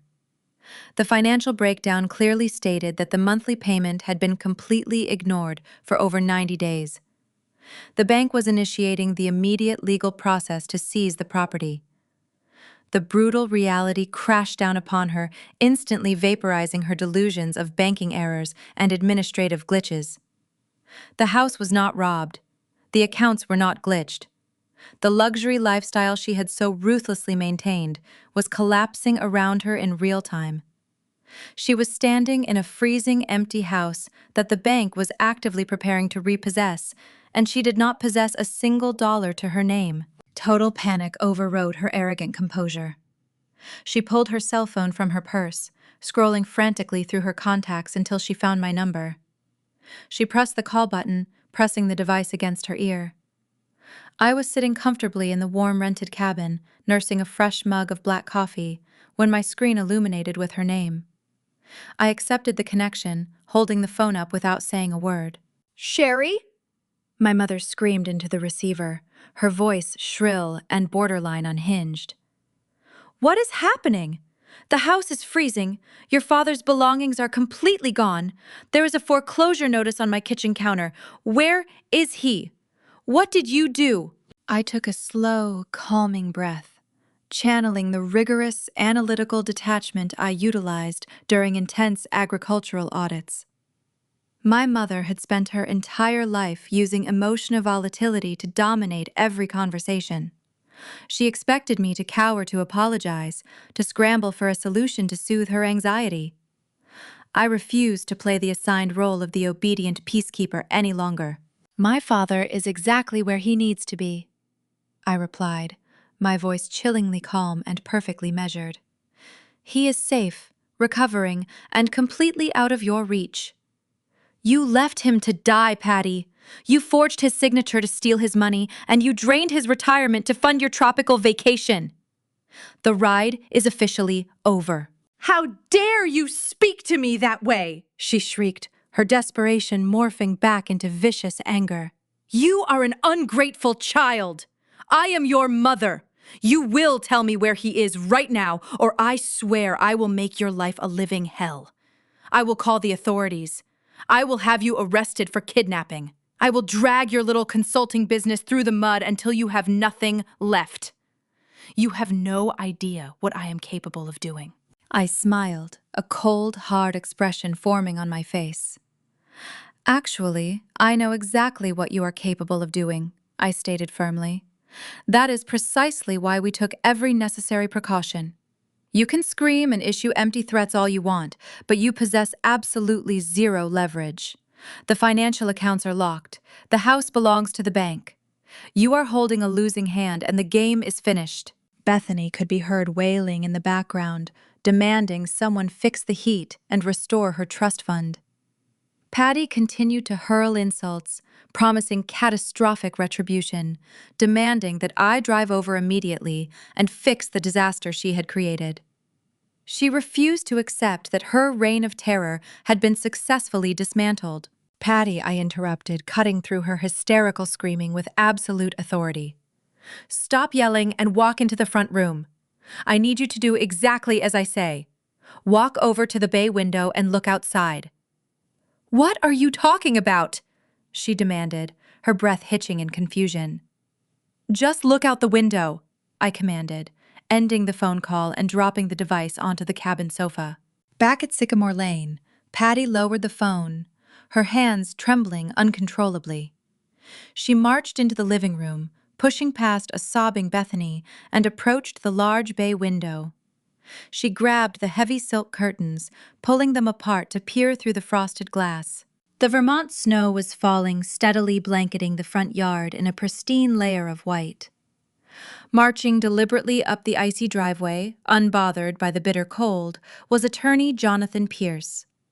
He wore a heavy wool overcoat, his expression carved from stone, and his expensive leather briefcase gripped tightly in his right hand. He was not coming to negotiate. He was not coming to offer a settlement or listen to her pathetic excuses. He was arriving to deliver the final devastating blow directly to her front door. The sharp, echoing chime of the front doorbell pierced the freezing air inside the Sycamore Lane residence. Attorney Jonathan Pierce did not knock. He did not pound his fist against the wood or demand entry like a frustrated debt collector. He simply pressed the illuminated button a single time and waited on the icy granite steps. His posture was impeccably straight, his expensive wool overcoat buttoned tightly against the biting winter wind. He possessed the quiet, unshakable confidence of a man who held all the winning cards and was merely waiting for the opposing players to realize the game was already over.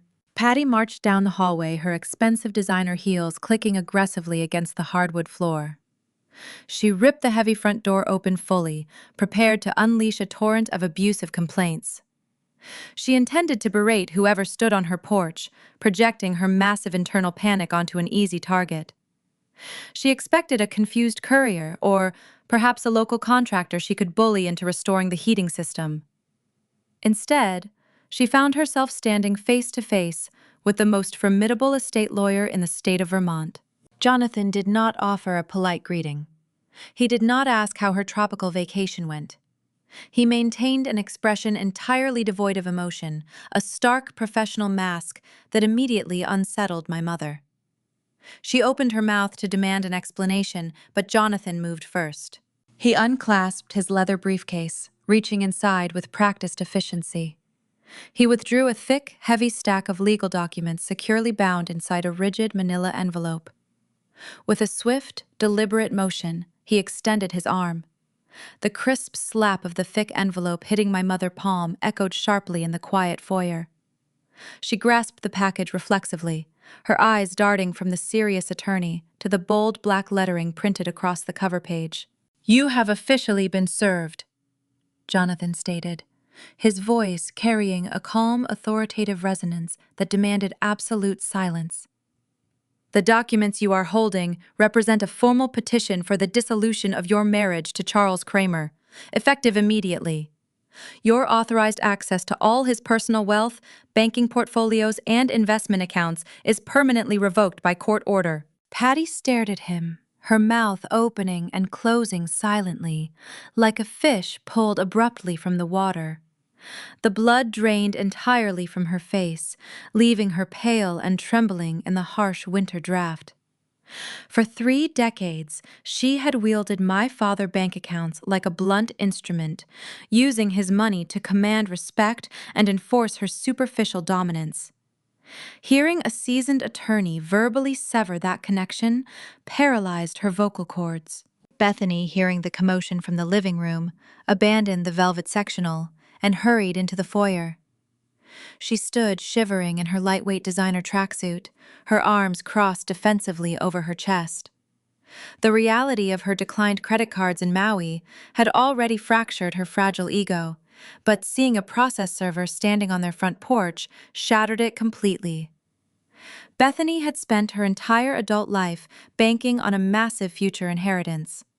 She had cultivated a fake online persona, portraying herself as a wealthy business owner, while secretly relying on her parents to fund every single aspect of her existence. This is a complete joke! Bethany screamed, stepping up behind our mother and pointing an accusing finger at the attorney. You cannot just cut us off. My father has millions of dollars tied up in that massive Timberland estate. We are legally entitled to half of that property. I have a lifestyle brand to run, and I need my trust fund dispersed immediately. Jonathan shifted his cold gaze toward my sister. He did not raise his voice or match her hysterical energy. He simply dismantled her entire worldview using the rigid framework of state legislation. "You are entitled to absolutely nothing," Jonathan replied, his tone clinical and precise. "Under the strict parameters of Vermont separate property laws, inherited assets placed into a generational trust are wholly exempt from marital division. Furthermore, your father has executed his legal right to restructure that specific asset. The Green Mountain Timber Trust has been permanently and irreversibly transferred. Sherry Kramer is now the sole trustee and the exclusive beneficiary of the $12 million estate." Bethany let out a loud, dramatic gasp, stumbling backward as if she had been physically struck. The endless trust fund she had bragged about to the Hawaiian resort staff just 48 hours ago was entirely gone. She was completely broke, possessing no marketable job skills, a ruined credit score, and a failing business completely devoid of capital. The shock of losing the $12 million property finally broke through my mother's initial paralysis. Her shock instantly fermented into a vicious, cornered rage. Patty had never accepted defeat in her entire life. She operated under the delusion that any problem could be solved by yelling louder or hiring a more aggressive bully to fight her battles. She shoved the divorce papers back toward Jonathan, her eyes blazing with toxic defiance. "I will destroy him," Patty hissed, her voice dripping with pure malice. "You think a few pieces of paper will scare me away?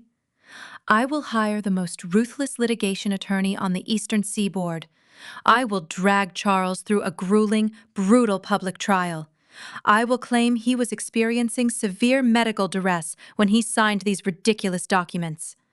I will tie up that Timberland Trust in civil court for the next 10 years until he is bleeding cash and begging me to settle. I will ruin him." Jonathan did not flinch. He did not take a single step backward. He allowed her to exhaust her breath listening to her desperate threats with the mild boredom of a man watching a predictable movie.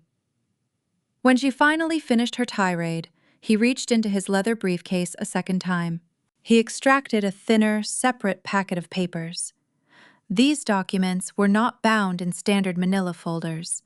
They carried the heavy official seal of the State Investigatory Department. He held the packet forward, forcing my mother to look at the severe warnings printed across the top margin. "You are perfectly welcome to retain civil counsel," Jonathan advised, his voice dropping to a low, chilling register. "However, I highly suggest you prioritize hiring a criminal defense attorney. This second packet is a formal notice of investigation. The authorities have been alerted to the fraudulent second mortgage you secretly secured against this property." Patty swallowed hard, a bead of cold sweat forming on her forehead despite the freezing wind. She attempted to construct a hasty lie, claiming my father had verbally authorized the loan transaction before his cardiac event. She insisted it was a simple misunderstanding, a minor banking discrepancy that could be easily clarified. Jonathan shook his head slowly, shattering her pathetic defense. "We possess sworn affidavits, medical records, proving his location during the signing, and digital tracking data linking the fraudulent online notary directly to your personal computer," he explained. "The financial fraud is undeniable, and it constitutes a major felony. But that is not the most interesting part of the discovery." The attorney shifted his gaze back to Bethany, who was currently leaning against the foyer wall for physical support. Jonathan flipped to the third page of the investigatory packet, highlighting a specific signature line near the bottom of the document. "When you secured this illegal mortgage," Jonathan continued looking directly at my mother, "you required a secondary witness to verify the falsified documents. You needed someone who would blindly sign their name without reading the legal implications. Someone who trusted you implicitly." Bethany pushed herself off the wall, her eyes widening in sheer, absolute terror. She remembered the morning before their tropical trip. Patty had handed her a stack of papers, claiming they were standard banking updates required to clear their travel funds. Bethany had scribbled her signature across the dotted lines, completely consumed by her packing list and entirely uninterested in reading the fine print. She had always signed whatever Patty told her to sign, believing her mother would always protect her lifestyle. "Your signature is clearly recorded right here on the fraudulent deed Bethany Jonathan stated delivering." The ultimate, devastating plot twist by knowingly or unknowingly signing a falsified financial document utilized to steal hundreds of thousands of dollars, you are legally implicated as a direct accessory to felony fraud. You are no longer just a disgruntled beneficiary losing an inheritance. You are an active suspect in a major criminal investigation. The heavy, profound silence that followed those words was absolute. The arrogant, blustering confidence my mother possessed evaporated instantly, dissolving into a raw, suffocating terror. She had intended to threaten my father with a messy civil divorce, but she had accidentally dragged her beloved golden child into a severe criminal conspiracy.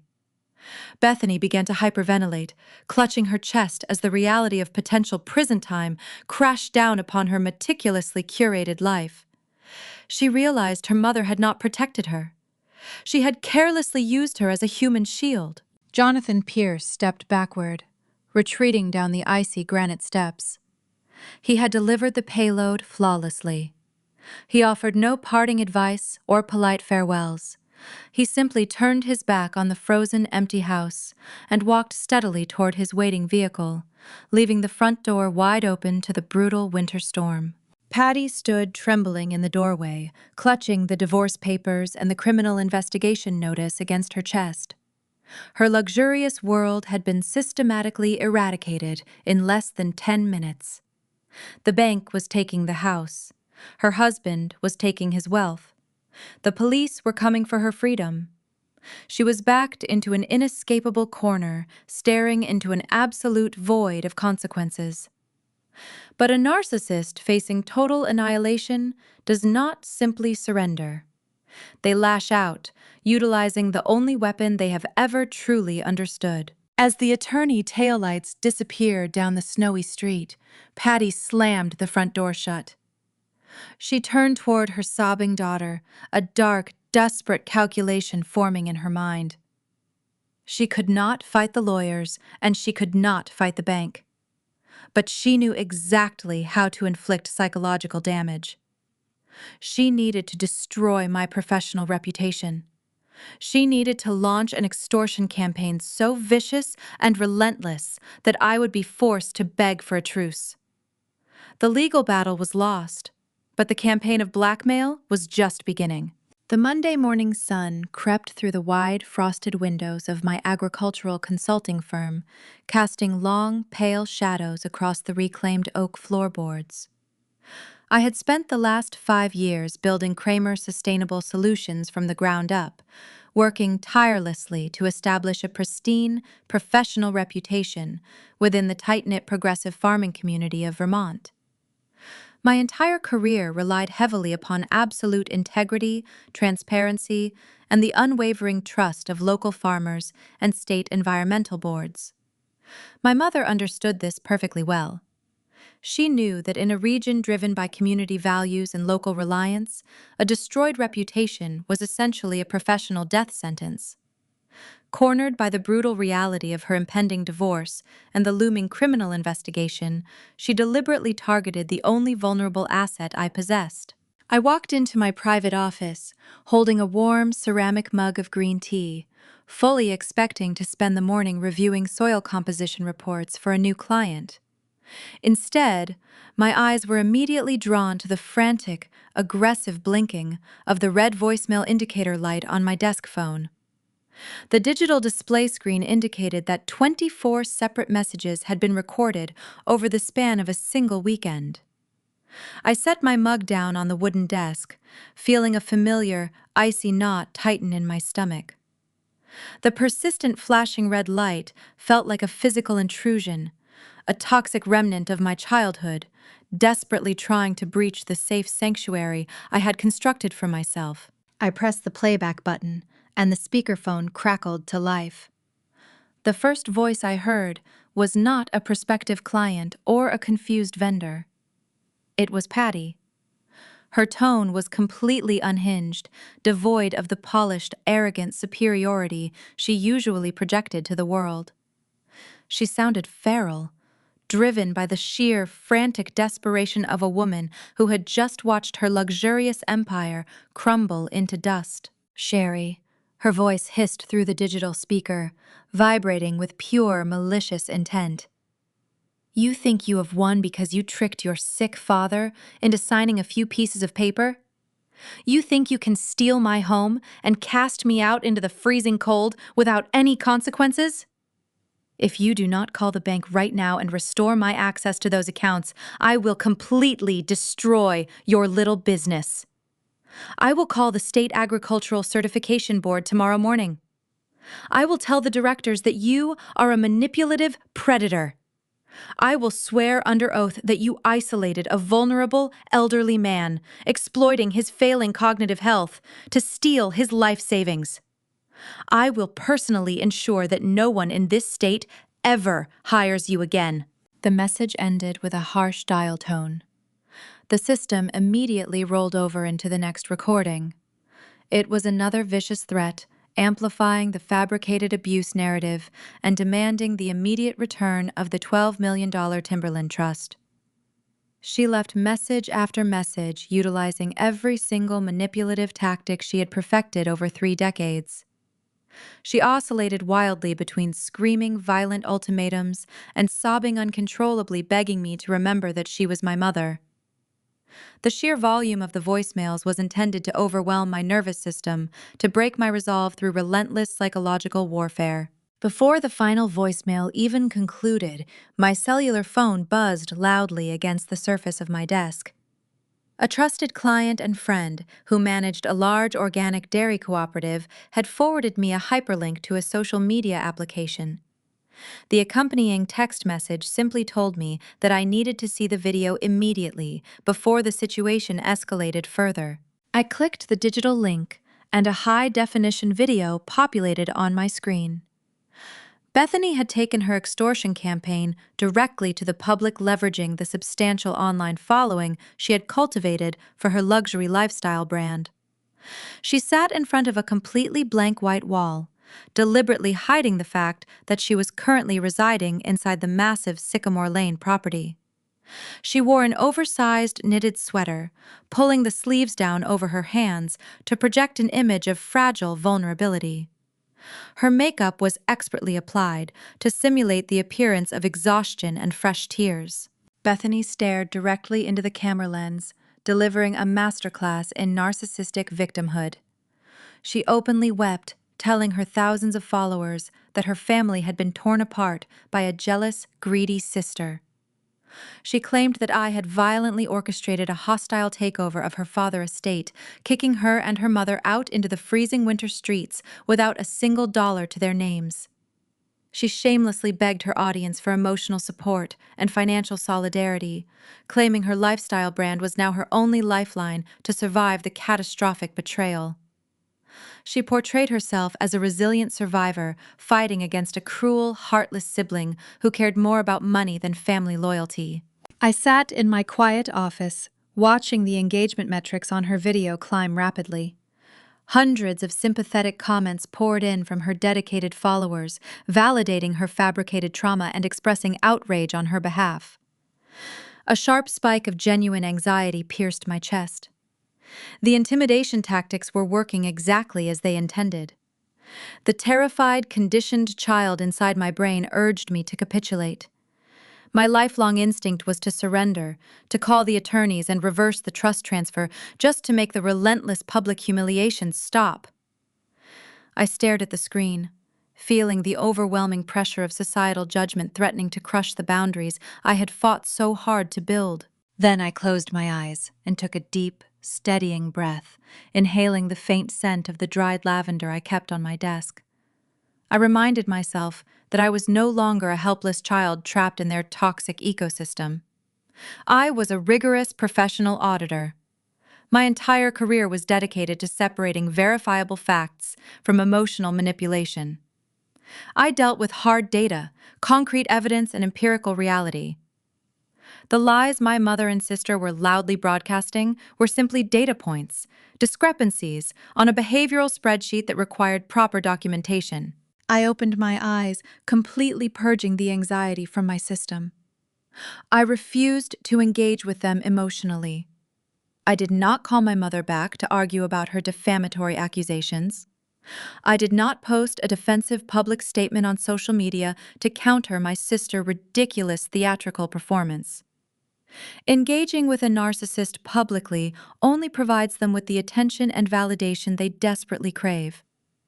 Instead, I approached their vicious extortion campaign with the cold, calculated precision of a forensic accountant. I opened a secure, encrypted folder on my computer desktop, titling the directory Evidence of Extortion. I connected my office phone to the digital terminal and systematically downloaded every single unhinged voicemail Patty had recorded. I organized the audio files by timestamp and duration, meticulously cataloging her specific threats to ruin my business and fabricate elder abuse claims. I then utilized a screen recording software application to capture Bethany's high-definition video, ensuring I archived the false statements, the fake tears, and the timeline of her public upload. I captured screenshots of the comment section, documenting the exact scale of the digital defamation. Once the data collection was thoroughly complete, I drafted a highly professional, sterile email to attorney Jonathan Pierce. I attached the massive encrypted folder to the outgoing message. I did not ask for his emotional support or express any fear regarding my professional reputation. I simply provided him with the raw evidence and pointed out the legal reality of their disastrous strategy. My mother and sister were currently named as active suspects in a severe felony fraud investigation regarding the forged mortgage documents. By directly contacting the primary witness of that crime, threatening professional ruin, and launching a coordinated public smear campaign to demand the return of financial assets, they had crossed a massive legal threshold. They were no longer simply committing civil defamation. They were actively engaging in witness intimidation, severe harassment, and felony extortion. I pressed the send button, watching the email disappear into cyberspace. Patty believed her voicemails would shatter my confidence. Bethany believed her tearful performance would rally a sympathetic army to rescue her failing business. They thought they were applying maximum pressure to force a rapid surrender. In reality, their desperate need to control the narrative had blinded them to the digital footprint they were carelessly creating. They had just gift-wrapped undeniable proof of their malicious intent and handed it directly to the prosecuting attorneys. I locked my computer terminal, picking up my mug of green tea. The extortion attempt had failed to breach my defenses, but the public fallout from Bethany's social media broadcast was already rippling across the internet. Her vendors and suppliers, who closely monitored her accounts for brand consistency, were currently watching her tearfully announce that she possessed absolutely no financial backing. Her desperate bid for sympathy was about to trigger a catastrophic chain reaction in the real world, completely obliterating the fake, luxurious facade she had spent years building. The public humiliation she intended for me was rapidly circling back toward her, and the collision was going to be spectacular. The internet is a ruthless arena. Bethany had designed her tearful broadcast to generate widespread sympathy and secure blind, emotional support from her digital audience. She anticipated an influx of encouraging messages and perhaps a few charitable donations to sustain her luxurious habits. Instead, her desperate plea for attention ignited a catastrophic financial firestorm she entirely failed to predict. Bethany operated a boutique lifestyle brand that sold overpriced organic skincare and imported silk garments. She cultivated an image of a highly successful, self-made entrepreneur. The reality was vastly different. Her business model relied heavily on a delicate network of local artisans, boutique manufacturers, and independent shipping contractors. She routinely floated large invoices, paying her vendors with post-dated checks, while relying on my mother to quietly transfer funds to cover the massive overhead margins. It was a precarious house of cards, built entirely upon my father and his stolen retirement capital. When Bethany published that high-definition video, weeping about being cut off from her family wealth and left homeless, she inadvertently broadcasted her total insolvency directly to her entire supply chain. Small business owners are acutely observant when their livelihood is threatened. Within minutes of her upload going live, a prominent local textile supplier shared the broadcast into a private group chat filled with regional vendors.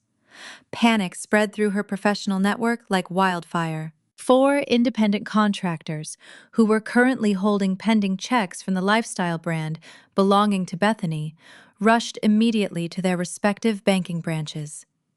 They bypassed the standard mobile deposit applications, preferring to present the paper checks directly to human tellers to ensure immediate processing. They were terrified of losing thousands of dollars in unpaid labor and materials. The digital infrastructure of the financial system moves with ruthless efficiency. The 4 substantial checks hit the processing center simultaneously. Bethany possessed a dedicated business checking account that she foolishly believed was shielded from the personal asset freeze we had executed.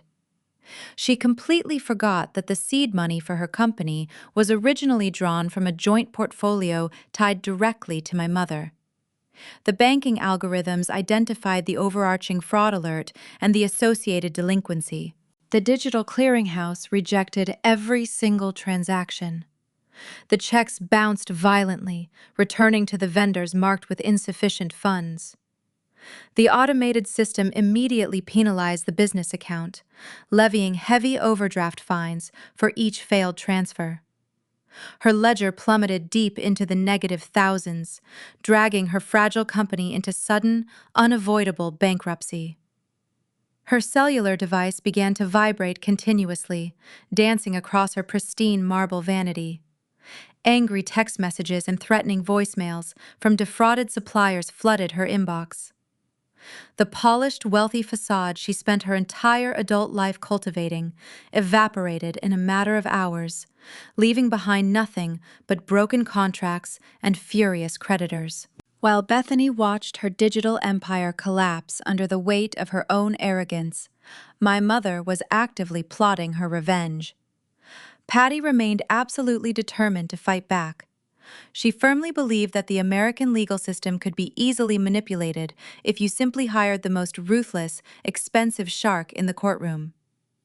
She spent her entire morning researching top-tier litigation firms located in downtown Burlington. She secured a late afternoon consultation with Vincent Blackwood, a notorious divorce attorney known for utterly destroying opposing parties and extracting maximum settlements. Patty dressed in her finest tailored wool suit, attempting to project an aura of unbothered affluence. She walked into the plush mahogany-paneled reception area of the Blackwood law firm, expecting to be treated like royalty. An administrative assistant guided her into a massive corner office overlooking the frozen waters of Lake Champlain. Vincent Blackwood sat behind a sprawling glass desk, his demeanor cold and entirely transactional. My mother immediately launched into her rehearsed performance. She spun a complex, intricate web of lies depicting my father as a controlling, abusive tyrant who had suddenly abandoned his vulnerable wife. She painted herself as a dedicated, dutiful partner who was currently being victimized by a greedy, manipulative daughter. She utilized every theatrical trick in her arsenal, shedding perfectly timed tears and adopting a tone of wounded dignity. The veteran attorney listened to her elaborate tale without displaying a single ounce of empathy. He processed her emotional performance as pure strategy, evaluating the potential profit margins of her case. When she finally concluded her dramatic presentation, Blackwood steepled his fingers and delivered his standard operating procedure. He informed her that he would gladly take the case and aggressively litigate the matter in civil court. However, his elite services required a mandatory, non-refundable upfront retainer fee of $20,000 to commence any legal action. Patty did not flinch. She smiled, a tight, triumphant smirk spreading across her face. She reached into the interior pocket of her designer handbag and produced a sleek, black credit card. This was her ultimate secret weapon. It was a high-limit backup card issued by an exclusive offshore financial institution. She had intentionally hidden this specific account from my father for years, treating it as an emergency parachute designed precisely for a moment like this. She placed the black plastic rectangle onto the glass desk with immense, arrogant satisfaction. Blackwood motioned for his administrative assistant to process the retainer fee. The assistant, a young woman with a sharp, professional demeanor, stepped forward and retrieved the card. She walked over to a dedicated payment terminal resting on a side credenza. She inserted the metal chip into the reader, typing the massive $20,000 charge into the digital keypad. The plush office fell completely silent as the terminal communicated with the global banking network. Patty adjusted her wool suit, already dreaming about the brutal cross-examination she was going to unleash upon my father. She felt an overwhelming surge of power, believing she had successfully outsmarted our entire containment strategy. Then the terminal responded, The aggressive ping of a declined transaction echoed sharply across the room. The sudden noise shattered the quiet atmosphere like a dropped glass. Patty frowned, her triumphant smirk faltering slightly. She waved her hand dismissively, instructing the assistant to try the transaction a second time, blaming a faulty terminal connection. The assistant maintained a blank, neutral expression, withdrawing the card and swiping the magnetic strip along the side of the machine. The aggressive ping sounded again, instantly followed by a mechanical whirring noise as the terminal printed a small paper receipt. The assistant tore the receipt from the machine, studying the sequence of digital error codes printed across the paper. Her professional demeanor shifted into something much more rigid and severe. She did not return the black card to my mother. Instead, she looked directly at her employer. "Mr. Blackwood," the assistant stated, her voice clear and completely devoid of warmth. "The issuing institution has returned a hard decline. The error code designates a severe global fraud freeze associated with active felony investigations. The bank has officially requested the immediate confiscation of this payment instrument." The color drained entirely from the face belonging to my mother, leaving her looking pale and suddenly very old. She stood up from her leather chair, reaching a trembling hand across the desk to demand her property back. She insisted there was a massive misunderstanding, a clerical error, that she could easily resolve with a simple phone call. The assistant ignored her protests entirely. Following strict financial compliance protocols, she opened a desk drawer and retrieved a heavy pair of stainless steel scissors. Patty watched in absolute mute horror as the assistant positioned the thick black plastic between the sharp metal blades.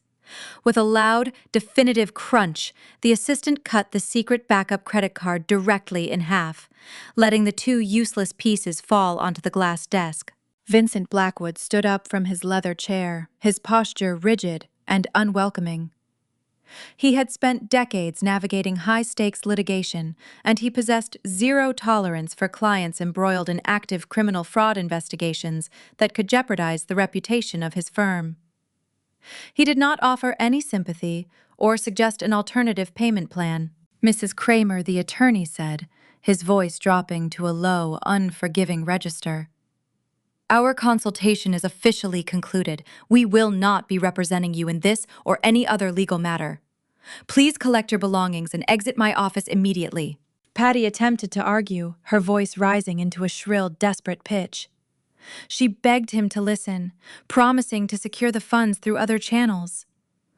Blackwood simply pressed a small button hidden beneath his desk. Two burly private security guards materialized in the office doorway within seconds.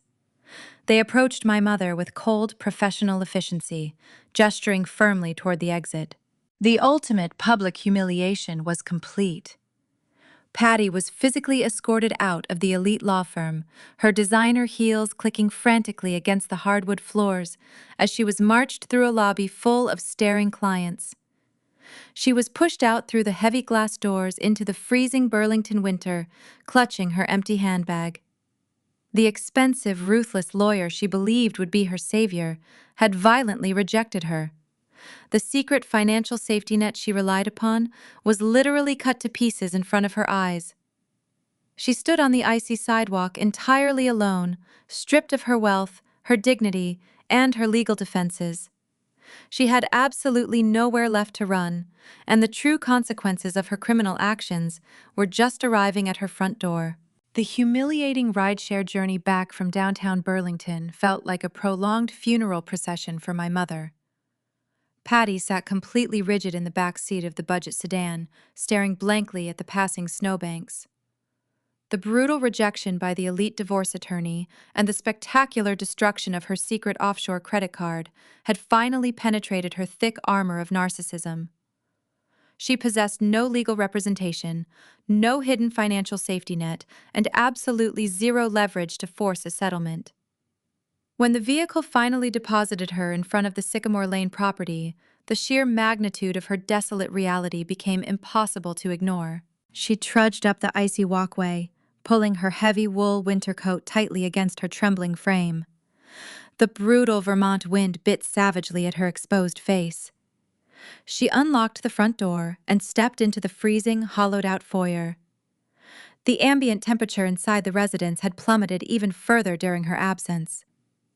Bethany was sitting on the floor of the empty living room, wrapped in a thin designer blanket, sobbing uncontrollably into her hands.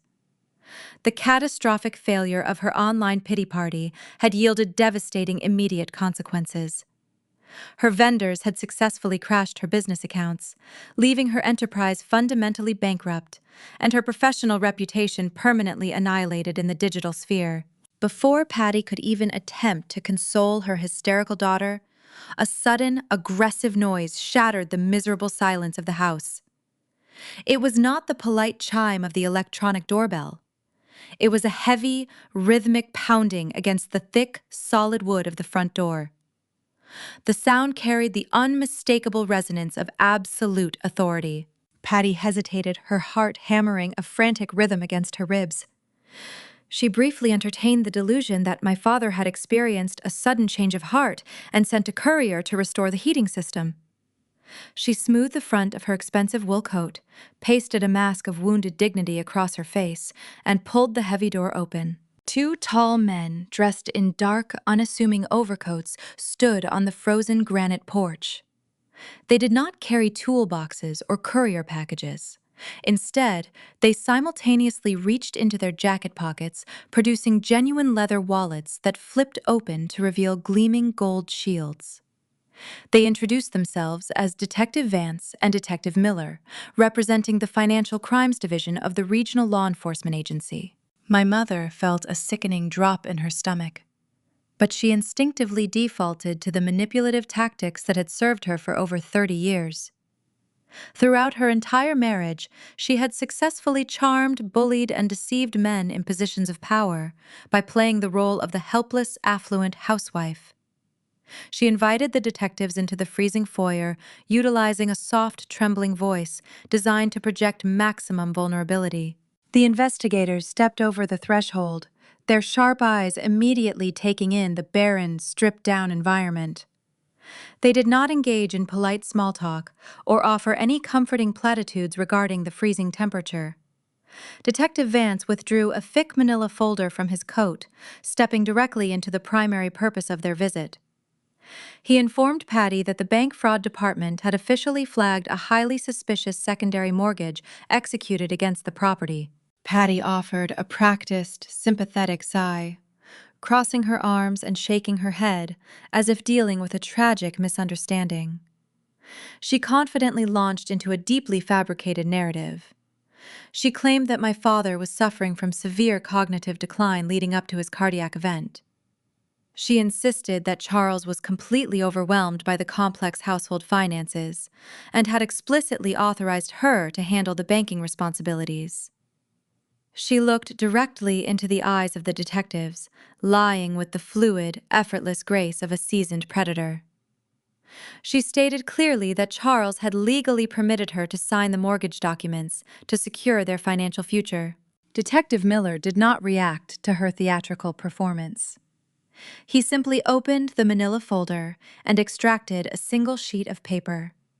He presented a sworn legal affidavit signed by my father and witnessed by a hospital notary.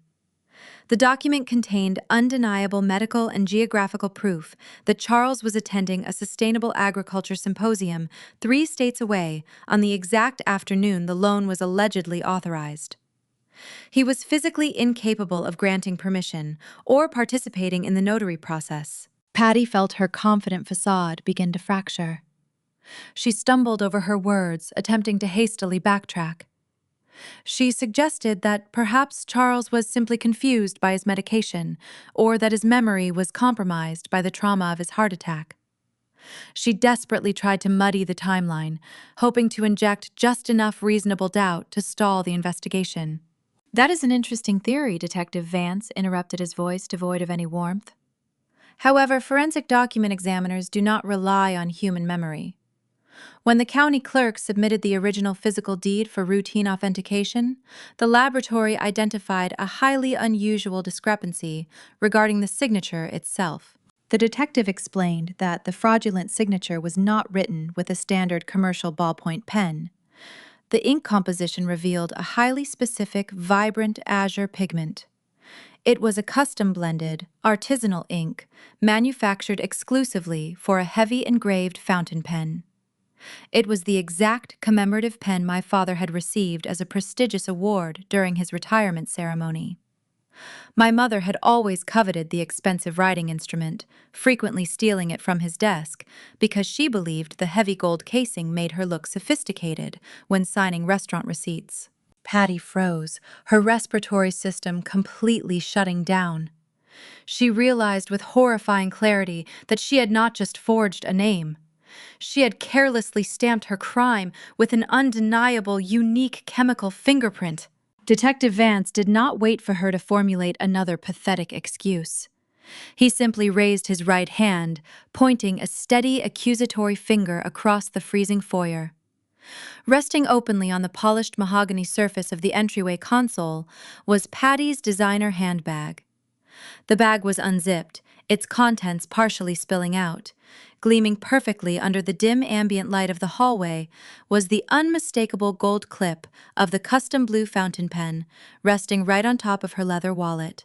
The Chekhov gun had just fired a fatal, undeniable shot directly into her fabricated defense.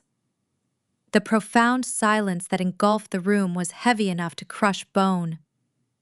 The physical evidence was sitting in plain sight, directly linking her personal possessions to the fraudulent financial documents. She could not talk her way out of a forensic chemical match. She was completely trapped, ensnared in a web of her own arrogant construction. The devastating momentum of the investigation did not stop with my mother. Detective Miller shifted his attention down the hallway, where Bethany was currently cowering against the doorframe of the living room. The investigator casually mentioned that securing the illegal mortgage required a secondary witness signature to finalize the fraudulent electronic notary process. Bethany felt the blood drain entirely from her face. Throughout her entire life, she had maintained her luxurious lifestyle by blindly obeying her mother.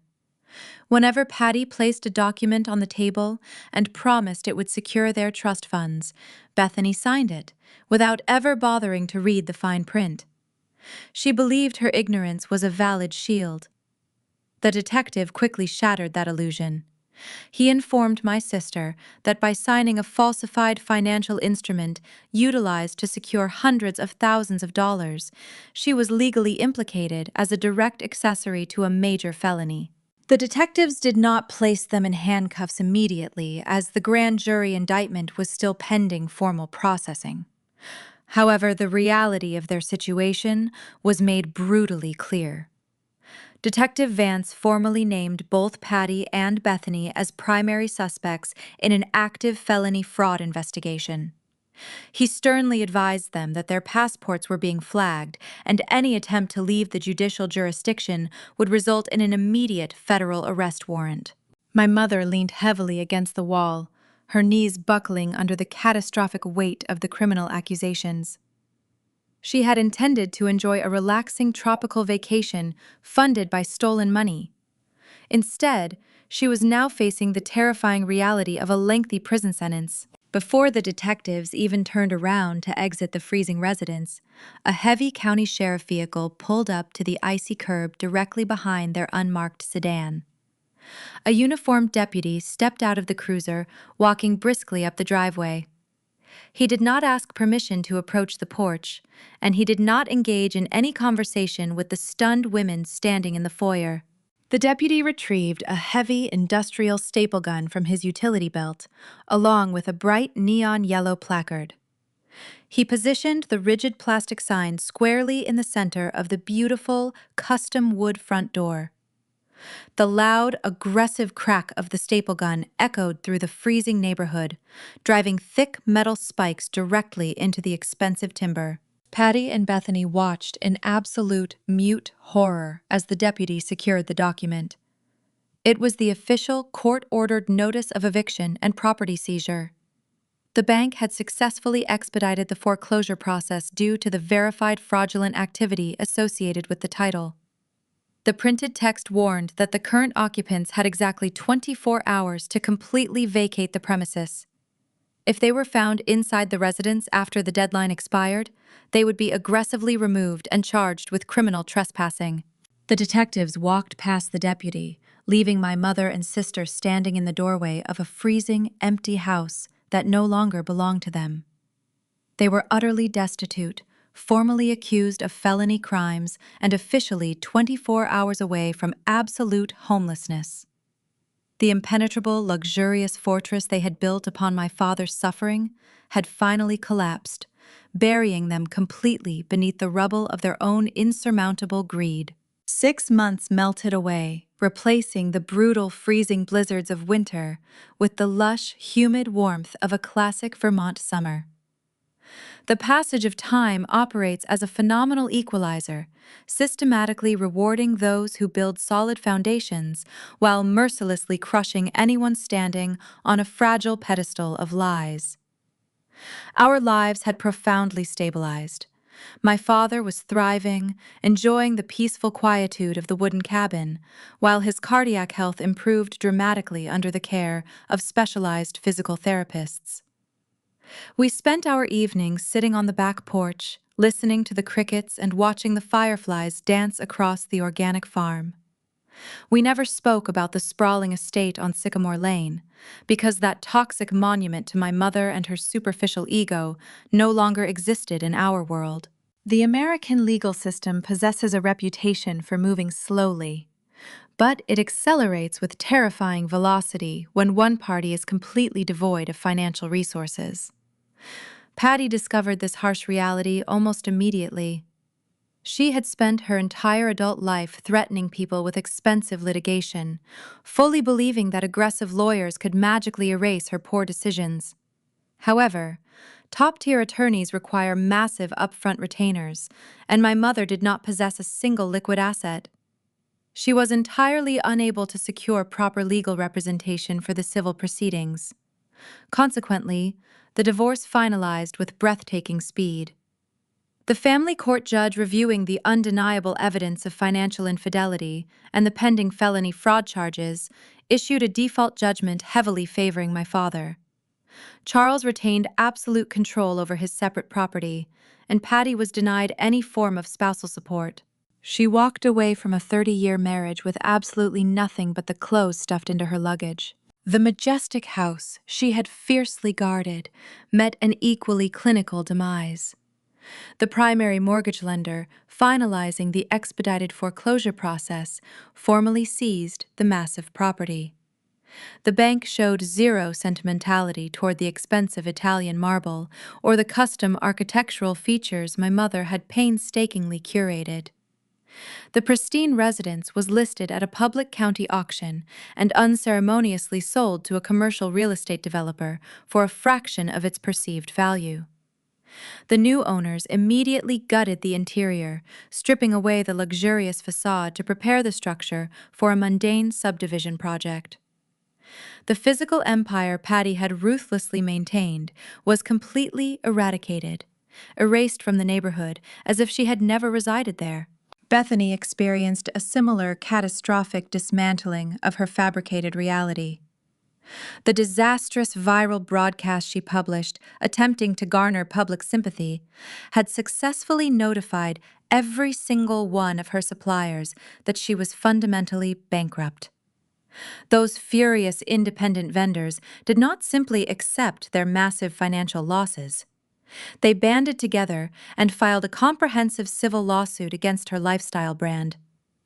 The bankruptcy court intervened swiftly, seizing all remaining corporate assets to satisfy the towering mountain of delinquent debt.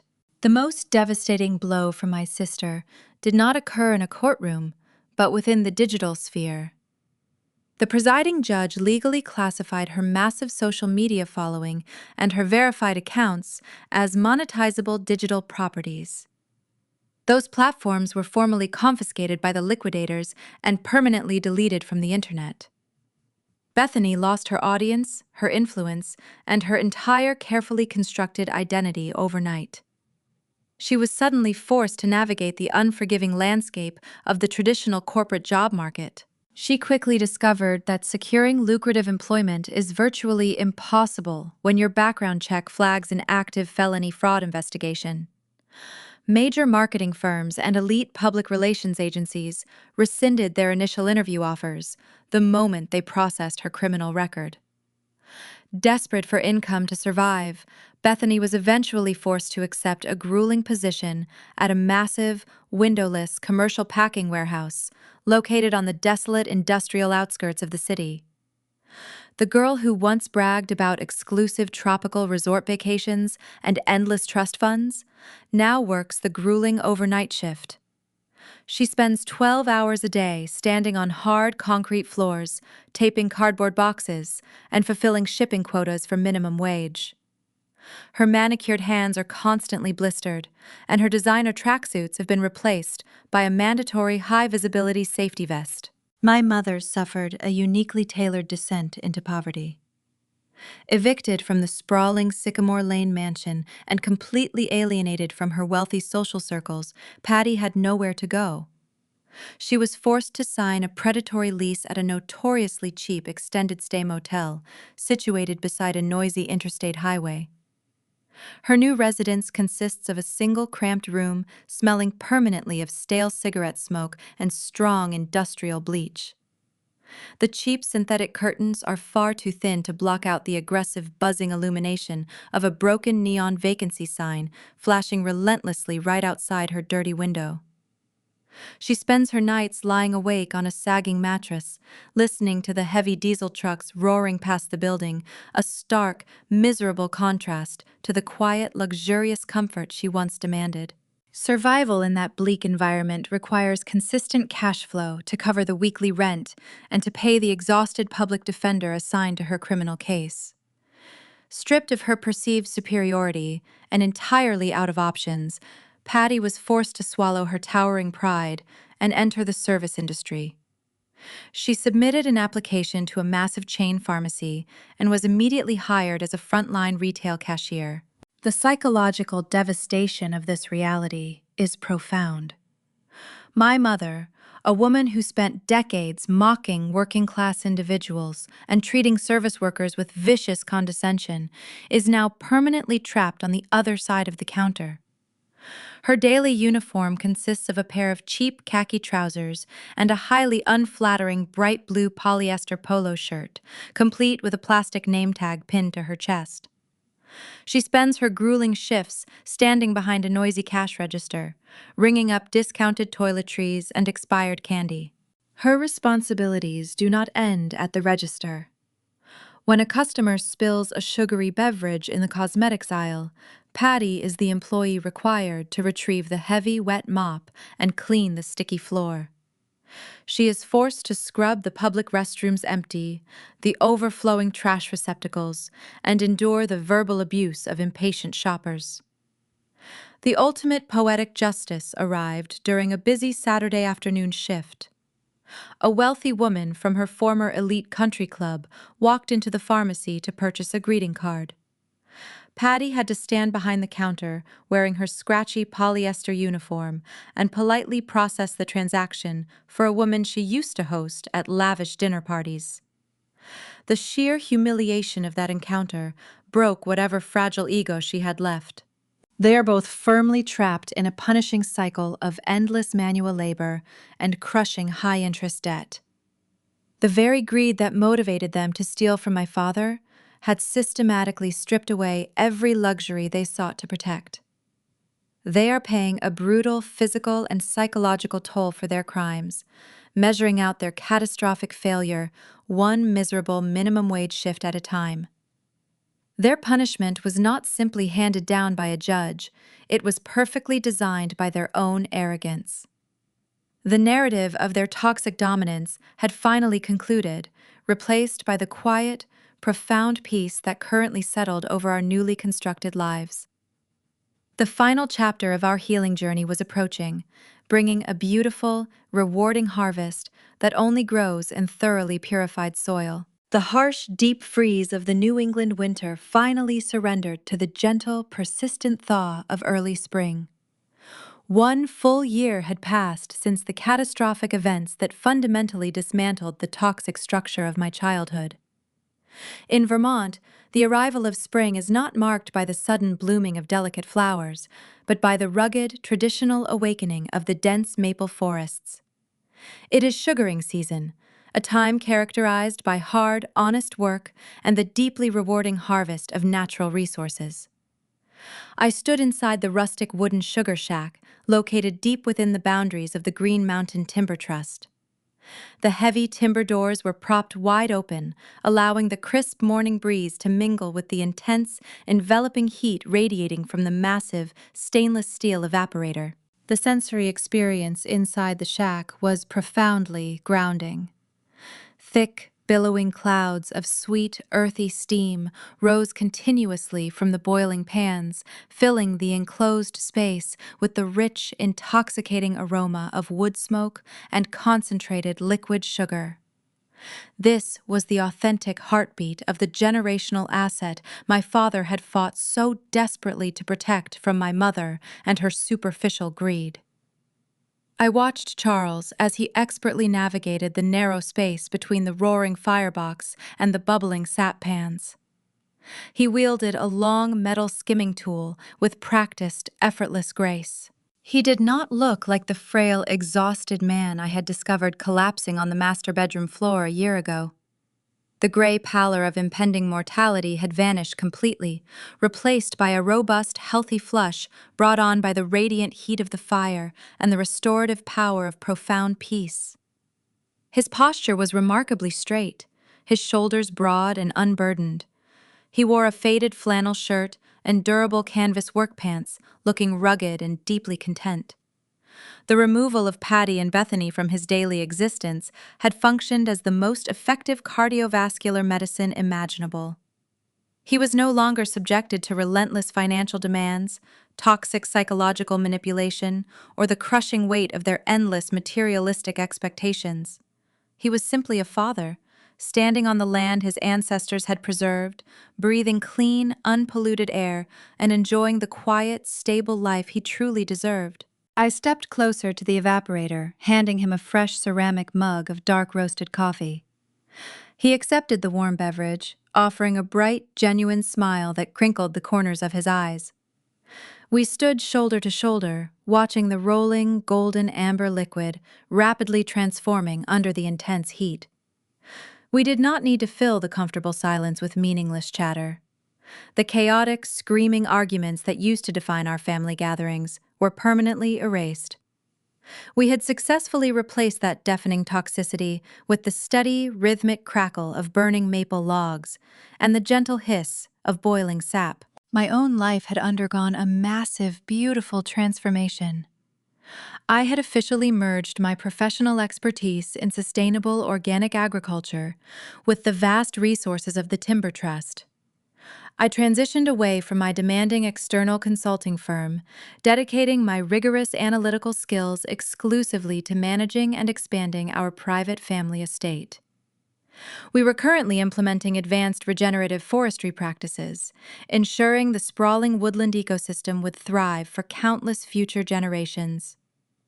We were actively planting new saplings, protecting critical wildlife habitats, and establishing a direct-to-consumer organic syrup business that completely bypassed traditional corporate supply chains. I found immense, profound satisfaction in building a tangible legacy constructed entirely upon principles of environmental stewardship and transparent, honest labor. The vast contrast between this deeply authentic existence and the plastic, superficial illusions my mother and sister desperately chased was staggering. Patty and Bethany had dedicated their entire lives to projecting an image of unearned elite superiority. They valued expensive designer labels, luxury vehicles, and exclusive resort vacations, believing that outward displays of exorbitant wealth could successfully mask their internal moral decay. Their relentless pursuit of that synthetic lifestyle had systematically destroyed everything they touched.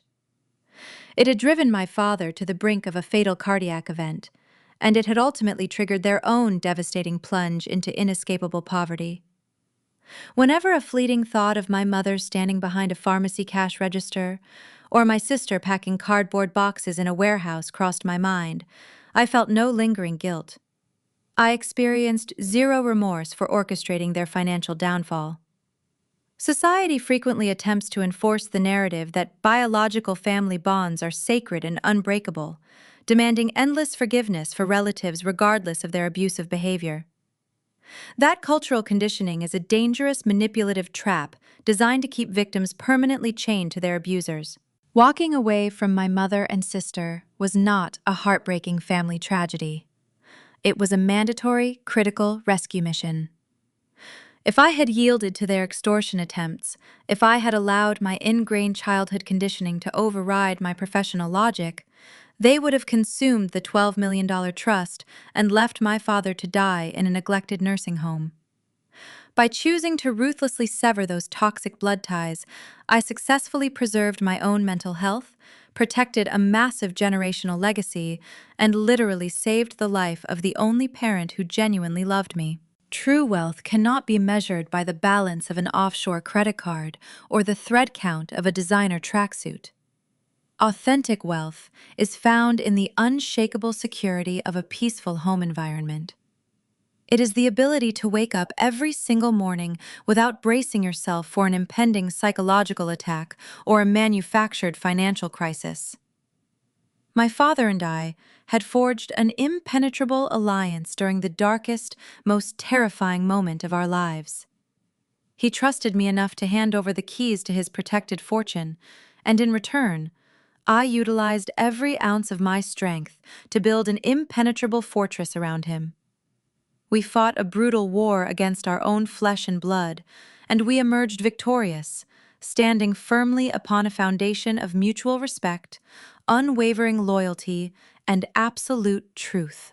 If you have listened to this story until the very end, I want to speak directly to you. I want you to internalize a crucial, undeniable lesson about human relationships.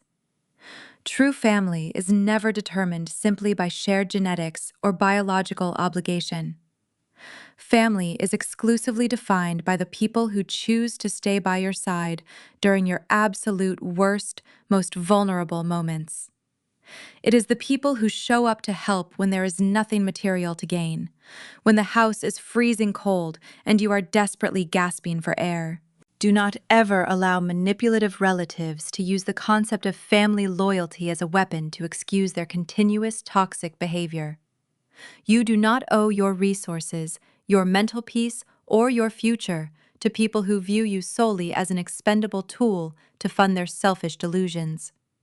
Setting firm, unyielding boundaries is not an act of cruelty. It is the ultimate expression of self-respect. Greed will inevitably destroy the greedy, leaving them to choke on the bitter ashes of their own arrogant entitlement. Truth, however, builds a solid, enduring foundation that can easily weather any storm. Protect your peace fiercely. Defend your boundaries without a single ounce of apology. Surround yourself exclusively with individuals who celebrate your success and support your healing. Thank you so much for joining me on this incredible journey of justice and retribution. If you have ever had to make the difficult, necessary decision to cut ties with toxic family members to save your own life, I would love to read your stories. Please share your personal experiences down in the comments below. Hit that like button to support the channel and subscribe to ensure you never miss another story. Until next time, stay strong, stay vigilant, and always remember that you possess the absolute power to rewrite your own ending.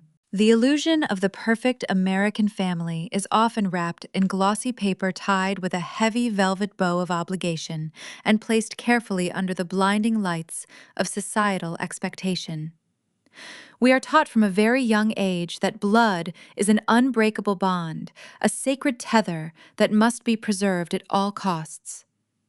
But what happens when that tether is pulled so tightly that it begins to strangle the very people it was supposed to protect? Sitting in the quiet aftermath of these harrowing family sagas, I find myself reflecting deeply on the true essence of parenting. values family responsibility, and the long-term guidance we owe our children. The stories we have explored, from a mother watching her 7-year-old son be systematically ignored during a holiday gift exchange, to a daughter discovering her father abandoned mid-heart attack so his wife could sip champagne in Hawaii, to a young woman ambushed on Christmas morning by parents attempting to steal her livelihood, all point to a singular, devastating truth. The traditional family structure, when devoid of honesty, fairness, and emotional awareness, is not a sanctuary. It is a trap. In our culture, there is a pervasive assumption that parents naturally possess an infinite, unconditional well of fairness and love for their children. Yet the reality of family dynamics often exposes a much darker underbelly of narcissism and favoritism. When a grandmother showers 3 children with 36 gifts and leaves a 7-year-old boy sitting empty-handed on the floor, she is not merely making a holiday oversight. She is weaponizing her affection. She is teaching that child that his worth is conditional, that he is invisible, and that love must be earned through a performance he does not know how to give. True parenting requires a profound emotional awareness that many adults simply refuse to cultivate. Raising children within a traditional family structure should never involve casting them into assigned roles: the golden child who can do no wrong, and the scapegoat who carries the weight of the family's failures. When parents like Diane or Joel manipulate their children to serve their own egos, shielding one from consequences while legally and financially suffocating the other, they are not parenting. They are playing a twisted game of chess, and the long-term guidance they provide to the favored child is ultimately a poisoned chalice. By raising a daughter to believe she is entitled to wealth she did not earn, shielding her from the reality of hard work, they inevitably groom her for catastrophic failure when the real world, with its forensic audits, bounced checks, and felony fraud charges, finally comes knocking. One of the most difficult responsibilities a parent faces is deciding how much of the world's ugliness to reveal to their child. The conventional instinct is to shield children from pain, to lie and say, "Grandma just forgot," or "Your family loves you, they just show it differently." The children are incredibly intuitive barometers of truth. When a 7-year-old asks, "Did I do something wrong?" after being ignored, he is already internalizing the blame for adult failures. The most profound act of parenting demonstrated in these narratives is the commitment to brutal, validating honesty. When a mother looks her son in the eye and tells him that he did absolutely nothing wrong, that the failure belongs entirely to the adults who forgot to look at him, she is providing him with an emotional shield. She is teaching him that he does not have to twist himself into knots to justify someone else's cruelty. Emotional awareness in raising children means teaching them that boundaries are not just for strangers. They are necessary for survival, even and sometimes especially when dealing with people who share your last name. Family responsibility is not about maintaining the visual aesthetic of a happy holiday dinner while resentment rots beneath the floorboards. It is about showing up. It is about painting a child's room blue and pasting glow-in-the-dark stars on the ceiling so he knows he is seen and valued. It is about holding your father's hand in an ICU and fighting to protect his life's work from the vultures who abandoned him. It is about having the terrifying courage to walk out of a house that expects you to shrink, choosing instead to stand in the freezing cold because the air out there is finally honest. We spend so much time in American culture trying to fix broken families, urging reconciliation and forced forgiveness. But healing rarely happens in the same environment where the sickness was born. If these stories resonate with you, if you have ever felt the sharp sting of being erased by the people who were supposed to celebrate you, or if you are currently navigating the painful process of drawing boundaries to protect your own children, know that you are not alone. There is immense power in shared truth. I encourage you to follow Zara Told Stories for more narratives that explore the complex, often messy reality of family resilience and the courage it takes to reclaim your life. We are building a community that understands that sometimes the bravest thing you can do is walk away. As we consider the long-term guidance we impart to the next generation, we must confront a deeply uncomfortable reality.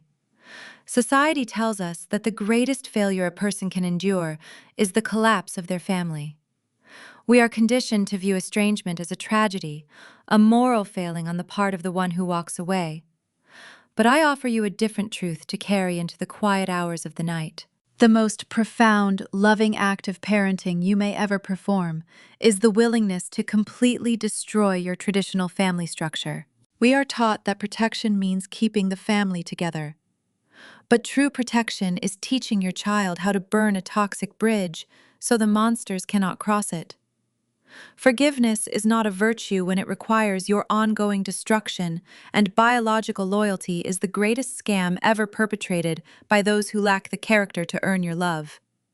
Family is not a birthright guaranteed by shared DNA. It is a daily, relentless audition. When you look back at the ruins of the relationships you had to leave behind, do not weep for the empty chairs at the holiday table. Those chairs were never really occupied by people who loved you. They were filled by ghosts of obligations that demanded you stay small. By choosing to walk away, you did not break your family. You finally broke the cycle. And as you sit in the quiet warmth of a home you built with your own hands, surrounded by the people who actually choose to show up when the world goes dark, ask yourself, were you ever really mourning the family you lost? Or were you just grieving the illusion you spent your whole life trying to make real?